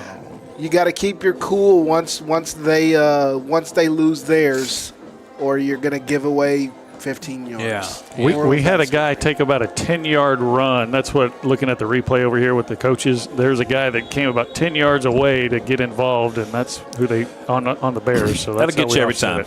Yeah. Birdville trips right, 1 left here. First down ball at the 40-yard line. Handoff up the middle. That's Anthony White. Short gain of about 2. 46-21 is your score. Bears up by 25 with 7 minutes to go. Number 99, Plummins, on that tackle for the Bears. And not only is this the most impressive game as far as we've seen the Bears play. This is the most impressive coached game that I have seen in a long time. Very, very impressed with the way this game has been coached. Been some great calls offensively. There's been some new wrinkles in the offense, and I love seeing that as the season progresses. Some adjustments on the fly. Yeah. Handoff. White bounces to the outside. He's got some room to run, but there is a penalty flag. Yeah, I believe that's a holding that's going to come back. He was run out of bounds by number 6 for the Bears. That is going to be Walsh. Is that Clemens? 39 or 99? Yeah. Yeah, he was he was running in place.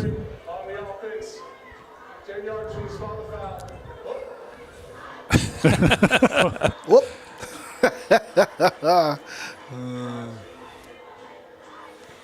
What exactly happened? So 10 yards from the 46.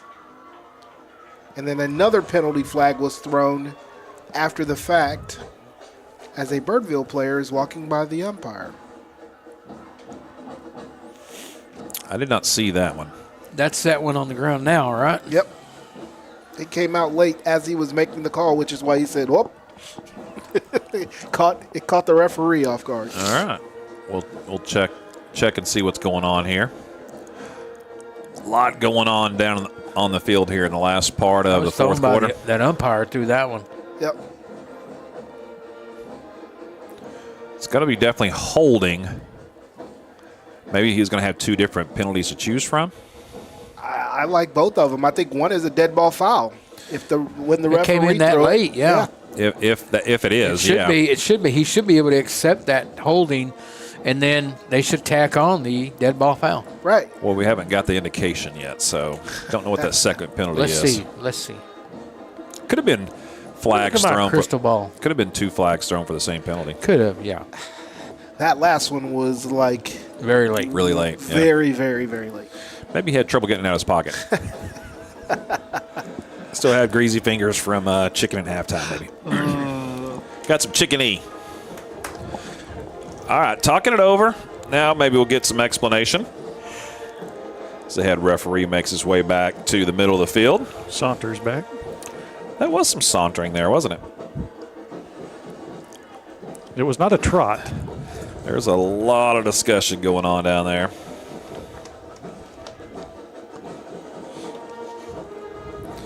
And now someone else gets in on the discussion. We got a full-on board meeting down there. And now we're going to get some more. This is almost comical. We'll come back to you. Is it grilled onions or jalapenos? Bob, did you say Whataburger? Yeah, Whataburger. There's a Sonic over there, too. Yeah. We'll get a slushy at Sonic. What time do they start serving those jalapeno cheddar biscuits? 11 p.m., right? That is right. On the offense is declined after the play unsportsmanlike. On the offense is accepted. 3rd down, 15.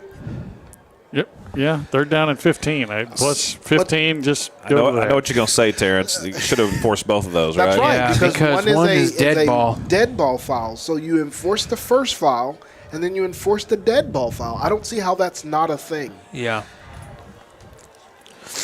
I'm going to ask Siri when I get home. I think that's why they were explaining things to the coaches. You can't have both. Yeah, and some of those rules are a little bit different at the high school level than college and NFL, as we know. So For sure. And then sometimes we just don't know the rule. And that is also sometimes the case. Either way, it's going to be 3rd and long. We all thought a few weeks ago, including the coaches next door, that if a ball bounces off the upright, you could return it. However, turns out you cannot do that. And how does 15 yards from the 41 become 12 yards marked off? Yeah, that's not right either. 13 yards marked off. The little guy in the hat, the white hat, I think he's I think they went from the line of scrimmage, which was about the 43. Yeah, it was about the 43. He marked off 15 for sure. Okay. Yeah. I'll take your word for it. Yeah, he I did. think that's right. Yeah, because it you're was right. second down. Yeah. You're right. You're looking at the original line of scrimmage was the 40. But I was. Yeah. Thank you for that correction. That's okay. All right. Either way, it is going to be 3rd and forever. At some point. 3rd and 22? Yeah, I believe so. That scoreboard says 2nd and 22. Yeah, it's not. Yeah, that's why you that's why you decline the holding, because then you get 3rd down. Yeah, you get 3rd down, so the 2nd down. We need to have New York call in and give us their. Have that Mike Pereira. referee on standby. Got Mike Pereira here and chime in. This has been like a 17-minute penalty. I was really thinking I'd be almost on the way home by now. You should. Without this penalty, the game would be over. I'm pretty sure. Yeah. With 6 minutes and 12 seconds left, the game was let's just done go with just it and let after it. midnight. The first half was barely over an hour. The last 32 seconds of the game has been an hour and a half, I swear. This penalty has been so long that my screensaver came on. Yep. Man, I don't know what we're doing down there. We're just standing around and talking now. Yeah, okay, here we go. Finally, we wind the clock. All right, boys, I'm getting hungry. Let's eat. Let's play. That's what that ref's saying. Those jalapeno cheddar biscuits ain't going to eat themselves. Let's get going. Bears dropping way back in coverage. Quick Boy, toss, that new right quarterback. side, caught. There's backup quarterback in now, number 11. And a nice little run. Gets about 15 on the carry, maybe 16, 17 yards. So it's going to be right back to the 4th and about 8. Yeah, almost back to where the line of scrimmage were before. And you got a new quarterback. I guess they decided to take out their quarterback. See if we can track down who this young man is. As that's going to be 4th down and 8. They're going to go for it. Don't have much choice Run out of bounds. but to do that. Run out of bounds by number 4. Yeah, Outhouse run him out of bounds. I'm sorry about that. Number 11 is Ty Johnson, new quarterback. Ty Johnson coming in. All right, 5-step drop for him. He steps up under pressure, hit, rolls out to his right, tries to square his shoulders, can't do it, just throws it away. And that will be a Bears ball. Yeah, they'll turn it over on downs. All of that to throw a pass out of bounds and turn it over. Okay. All right. 21-46. Bears still up by 25. There's still a lot of time. I mean, Bears going to run the ball and knock out some of this clock, I hope. Bears take over on the We got some updates around the district. I'm going to work on it here in just a second if my app will load. You had 17 minutes to work on that. You know, that's what I should have been doing, but I didn't. You know what I mean? Hey, it's hard to look away from the melodrama that's going on the field. Hey. Or I could have helped you out. And now we got a timeout. It's a telenovela. It's a full-on telenovela out there. Right. Is that a Bears timeout that I see there? All right. If we can regain our composure here. All right, here we go. Scores from around the district. Keller Fossil Ridge 42, Denton Broncos 40. Close one there with 6:14 to go in the fourth quarter. Richland Royals up 51-14 over Granbury. And the Denton Ryan Raiders up 62-26 over Azle. Azle will be undefeated no more with 2:40 to go in the fourth quarter. Azle going to hit the really tough part of their schedule here going down the stretch. Yes. But kind of a surprising one there with Denton scoring 40 on the Fossil Ridge Panthers. I think that bodes well for the Bears coming up next week, as that's where the Bears will be going. Yes. And someone said Thursday night. We're Thursday night. It's a Thursday night, and we're playing in which stadium? Somewhere in the Keller Fossil Ridge district. Because I know I think they have 2 stadiums they share with 4 schools, I believe it is. Let me look at my schedule and see if it says the name of the stadium. It doesn't. All right. We'll check that here and get you that information in a minute. Bears take over. First down, ball at the 42-yard line of Birdville. And Timeout. We're going to get a That's an illegal stoppage. Yeah, I think there was a bear moving.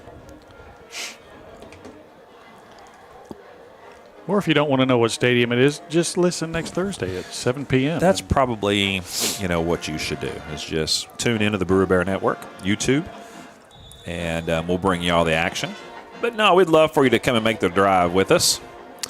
Let's see if we can get some information on that, Fossil Ridge. No penalty. They're just resetting. Well, they're reset. Here we go. Handoff Houston. Right side, cuts back inside. Tries to barrel forward, picks up 3. All right. I'm not finding any information on where that game is going to be. So, oh, you know what? We'll post it online for you so that you are fully aware of that. We'd love for you to make that drive. We'll get our producer on that. I am going to I'm going to drive to Keller and just do circles. Look for the lights in the sky. That's right. The big, tall lights. Here we go. 2nd and about 7 to go. Snap is bad. Picked up and then, whoa, ransacked by number 51 is Lucas Davis all the way back near midfield. That was a bad snap. But we're going to go ahead and give him forward progress to the 45. Oh, wow. That was a full 5 yards forward progress. That is amazing. I'm telling you right now, he was tackled at the 50. But maybe the 49. No way the 45. I think that's where the ball's dropped at, was at the 45. I love the forward progress these guys give. It's great. We need them every week, especially when we're ahead. That is amazing. 4:27 and counting, 3rd and about 13 to go for the Bears. They're in danger of punt for the second time. They don't pick this up. 5-step drop, rolling to his right, looking downfield is Davis. He's just going to throw this one away. He had Kerrigan wide open. Just standing there. Yeah, he couldn't square his shoulders to get it that far, though. He was under some pressure. Didn't want to get hit. No sense in getting hit with a 25-point lead with 4:14 to go. That's right. All right. Bears will go 3 and out. You let your punter totally redeem himself here. Business decision? Business decisions. I got you. Business. Business. Quarterbacks are best at making those business decisions. Diva running backs, well, diva receivers especially. For sure.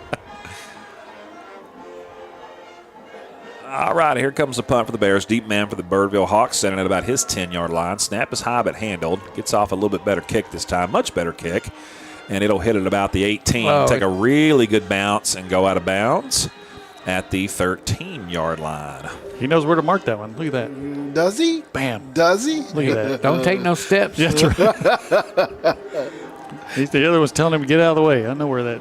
I can see where that one's at. Like he ain't marked it yet. Okay. All right, Birdville take over their own 13, down by 25 with 4:04 to go. Yeah, this is turning into one of the longest games of the season. It's almost 10 o'clock. It's almost past my bedtime. And if it was Thursday night, we'd be in trouble. And it's 10 o'clock, I'd be in trouble. It's really past our bedtime. I'd have to be at work by 3 a.m., so that would not be good. We've already done that One of once. these days, I'm going to meet you for breakfast at like 3 That'll be a.m. my lunch. I'm just going to be sitting there in the parking lot when you pull into Lowe's. You're like, what are you doing? Of course, for me, I would still be up. I wouldn't be getting up. I'm the night owl. All right, here we go. Handoff fake, quick toss, right side, caught. Makes first guy miss down the field. Going to be a first down for Birdville up to the 25. Number 13 with the catch. Tackle made by number 25, Lucas Cantu for the Bears. Birdville going with some up-tempo here to try to get as many plays off as they can.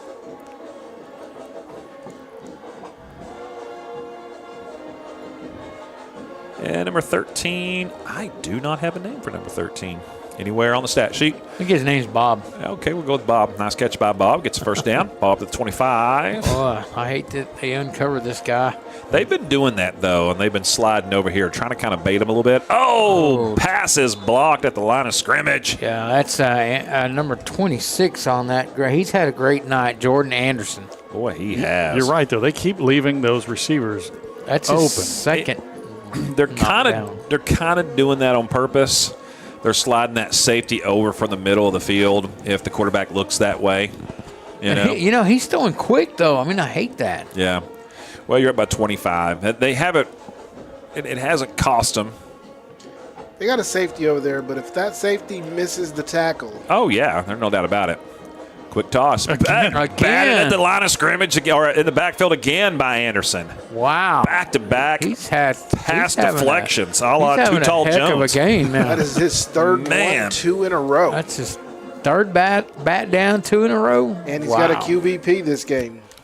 I'm telling that's Ed Too Tall Jones territory right there. Back-to-back pass deflections. Come on. If he gets another one, I'm going to have to stretch this column. To make a new stat. I don't think I've ever seen somebody get 2 in a row.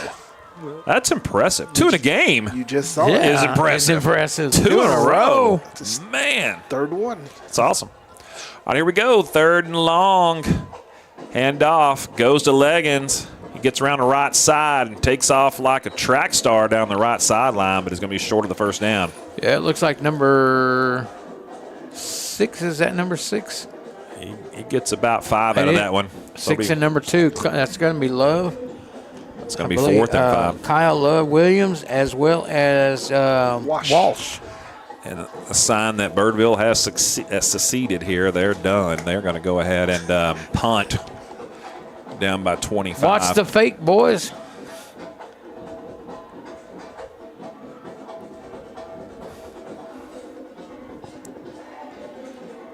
Snap is back. Snap is juggled. Oh, he almost got it blocked. Gets off a low line drive kick. Fair catch called by Kerrigan at about the 39.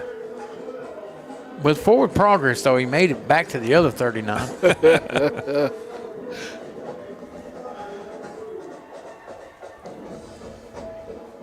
All right.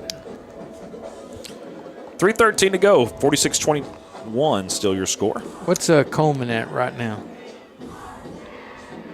62 yards. All right, let's feed him the rock.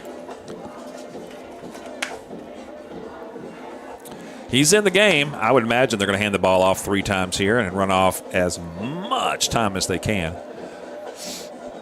1 tight end, 3 wide receivers.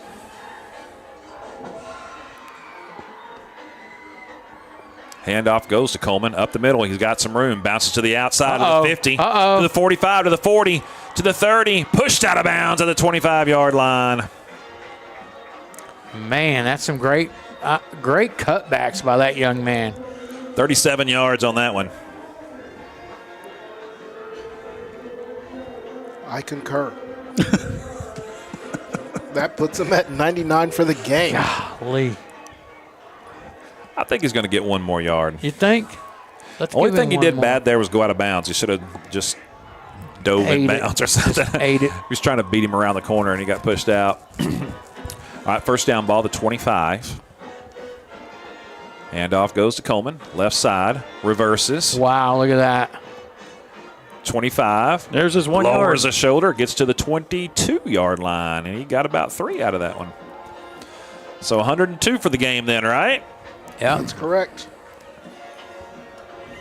So 2 100-yard rushers for the game in Houston and Cameron Coleman. Jordan and Cameron. Did you tell him, Terrence, those are unofficial? They know. The coaches are asking Terrence for stats.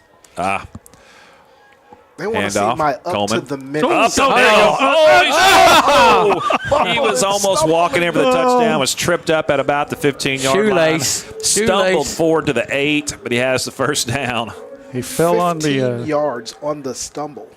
Fell in the goal box. Yeah, there. he stumbled for about 7 of those for sure. Yeah, he's in the goal box. Should have been a penalty kick. First and goal at the 7. Inside 2 to go here before the Bears will have to snap the ball. Run it again. Or what's your favorite play, Fern? The little sweep. There it is. Up the middle for Coleman. He's Oh. dancing. And just, Gets down to the 4, pick up a 2. And then went backwards very Excuse fast. me, to the 6. Pick up a 2. So nice 2-yard gain there. Run some more time off the clock. We can go all the way down to about a minute before they snap it if they want to. Second go, Bears can really just run out the clock here. It's just a matter of what they want to do. I think they're going to do that. Kind of wait a little bit. Run some.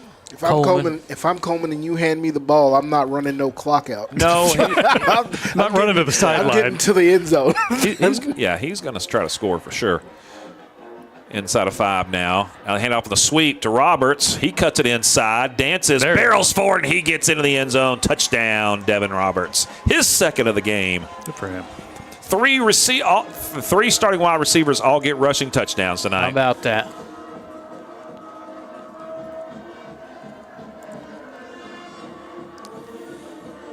And they might call those passes later on if they see that they were kind of tossed forward, like you said a moment ago, Terrence. But from my stat sheet, I'm calling it 3 rushing touchdowns.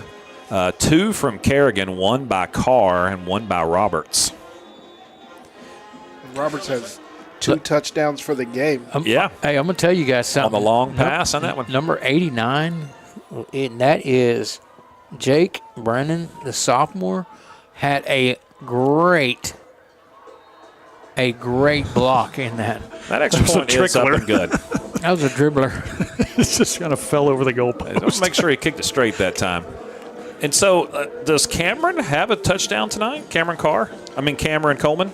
He does not. He does not. They called it back. Yes, they called it back. He did. He got caught a pass. Oh yeah, that's right. He got in the end zone. He's got a receiving touchdown. You're right. I'm sorry, I got it in the 8-yard pass. Section. Yeah, 7. to the corner of the end zone. So here's game recap for the Bears. On the first possession, they get an 8-yard touchdown pass to Cameron Coleman. On the second possession, a 66-yard touchdown pass to Kerrigan.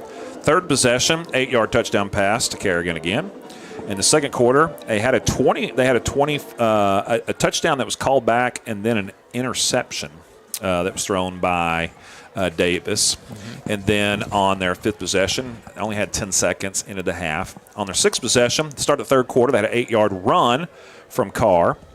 On the seventh drive, they had a 44-yard run by Houston for the touchdown. On their eighth possession to start the fourth quarter, they had a 35-yard TD pass, the number 10, Roberts. And then they had a punt, and then a punt, and then the 4-yard touchdown run by Roberts to make it 53-21. And then the interception for the return. And you're right. The INT 34 yards. 34 yards from Stackhouse. Outhouse.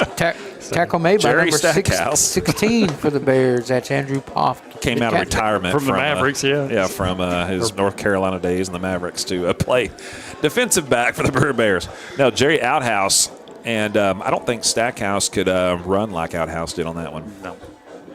All right, fourth quarter. Birdville gets the kick, returns it up to the 35-yard line. I'm going to say this, too. Our last game, we scored 60. And this one, we've got 53, which could have easily have been 60. It could have. So we're on the right track with offense now. Handoff up the middle, short gain. The only people not happy about the high scorers are going to be the drill team. They've got to do those kicks after the game. Yeah. I didn't think they were going to get through 60 last week. I was watching one of them kick their shoe off. Tackle made by number 33 by the Bears. That's going to be Hicks, the sophomore. We have a flag come in late, though. Like that's also, if it's on the Bears, going to be against Hicks, number 33. Yeah, I think because he's the only one kind of sheepishly trotting to the sideline. He was summoned to the sideline.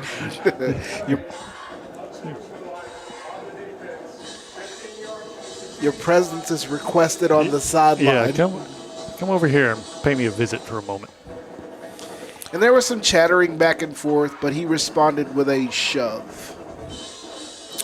It's been kind of chippy down the field tonight, so kudos to these refs for not allowing that to go too far. That's right, staying right on top of it. And sometimes you have those conferences after those just to let everybody cool down. That might be a little wisdom down there. We were kind of complaining about them taking forever, but that might have been strategic. All right, clock starts to run again. It's going to be inside 30 by the time they snap the ball. First down ball into Bear territory to the 48. Handoff goes to Leggins up the middle. He'll be gang tackled at about the 46-yard line, brought down there. And that can do it. Birdville will only snap another one if they want to. Yeah, tackle made by Walsh on that last one. Yeah. And I don't think they want to snap another one. They're lining up, and that's going to do it. Final score is going to be 53-21. We'll take a very short break. We'll be right back with some stats and wrap this one up. Look at that. That's a... Hey, Bear fans. Here's some more of our great sponsors. Let me tell you about Rival Signs. They're located at 110 Jim White Freeway in Fort Worth. Check them out for all your signage needs. And, of course, Raising Cane's Chicken Fingers. Visit your local Raising Cane's for all your chicken finger needs. Terrence, you own your own home, right? Yes, I do, Donnie. So you know the hassle it can be when you need a new roof. I sure do. And in Texas, with the hail, high winds, and storms, our homes take a beating. Well, that's why we recommend TXD Roofing. Texas Direct Roofing is located in Haltom City and has been in business since 2011.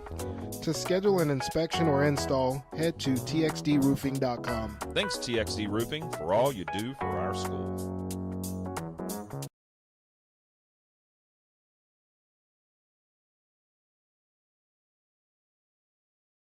53-21 is your final as the Bears take care of business tonight, scoring 113 points in the last 2 games combined. Terrence, take it home with the stats. All right, we're going to start on the defensive ball. The Bears play a very good, clean game on the defensive side of the ball in the second half. They had 3 penalties in the first half, and that would have been in the second quarter towards the end, and they ended up with 1 penalty here at the end, but a total of 4 penalties on defense. And, you know, the person that I want to really shout out, there's a couple Outhouse with his 2 interceptions in this game, one for a pick 6, and he also contributed 5 additional tackles. And then the other person is going to be Anderson, number 26, with those 3 pass breakups, a QBP, and a tackle in the fourth quarter. And I can't, there was a timely sack by Galloway to get that ball turned over and give us that deep field position. So we're going to give him a shout out there as well. And of course, your usual suspects out there. Wash had, 8 tackles. Mandy had 6 tackles, and definitely a good defensive effort to hold this Birdville team to a 21-point scoring effort. On the offensive side of the ball, the Bears broke out with 503 total yards of offense. Wow. And they had 323 yards rushing, with 119 yards by Coleman and 130 yards to lead the Bears rushing by Houston, 2 100-plus yard rushers in the same game. And then, not to be outdone, Carr had 68 rushing yards as well. On the passing side of the ball, Lucas Davis threw for 180 yards, and he had 108 of those to Kerrigan, 26 of those to Carr, and 39 to Roberts. Coleman also picked up an additional 7 yards on the touchdown reception to make that a total of 108 yards. And the Bears also had special teams yards of 80 yards on kickoffs and returns. 503 total yards offense. And to me, the key stat was early in the game when they picked up 3 crucial third and long situations on that first drive. They had 2 third and longs. One was like a 3rd and 8, one was like a 3rd and 5. And then they had a 3rd and 5 pickup on their 3rd drive to keep that one going. And then had a touchdown on a 3rd and 20-something at one point. And I left out one important thing that is also was a factor in this game for the Bears, and that is they only had 2 penalties on offense, one in the first quarter and one in the second quarter. They were penalty-free in the second half. And that's how you sustain drives, and that's how you win football games. Yes. Ball dominance. On the 35-yard touchdown pass to Roberts, that was a 3rd and 25. It was 3rd and 25. There was a lot of third. After the unsportsmanlike, or it's some 15-yard penalty, and so backed them way up. And he was able to get it right down the middle. Yeah, so they were awesome on 3rd down tonight. Only had the ball 11 times. Yeah. And only had the ball – they didn't get the ball the second time in the first quarter until there was 1 minute and 11 seconds left. And so they really ate up a lot of clock in that first half. And it's just the perfect game by the Bears. Really good job. I think it was very well called. There were a lot of big in-game moves by the coaches that were made that really seemed to make a big difference. And so very impressed overall with this win. And I don't think we've ever beat Birdville since I've been every time we've ever played them. Many years ago, they were in our district. They just, they trucked us and came in here tonight, and the Bears took care of business. Scoring by the quarter, 14 points in the first quarter, 6 points in the second quarter, 13 points in the third quarter, and 20 points in the fourth quarter. Yeah, put it away. And the Bears did a phenomenal job tonight. You can't ask for a better way to come off of your bye. They went in with that momentum, and they came out with that momentum tonight. Yeah. And I look forward to seeing what they can do next week on the road. Yeah, and another winnable game for them next week for sure. They'll be favored in that one. So Thursday night, we'll be on the road to Keller Fossil Ridge. Come make the trip with us, or if you are unable to, since it is a work night, school night, all that good stuff, then join us right here on the BBN on YouTube, and we'll bring you all the action live. So listen, for John and Fernie and Terrence, I'm Donnie. Thanks for joining us. As always, we say, Go Bears.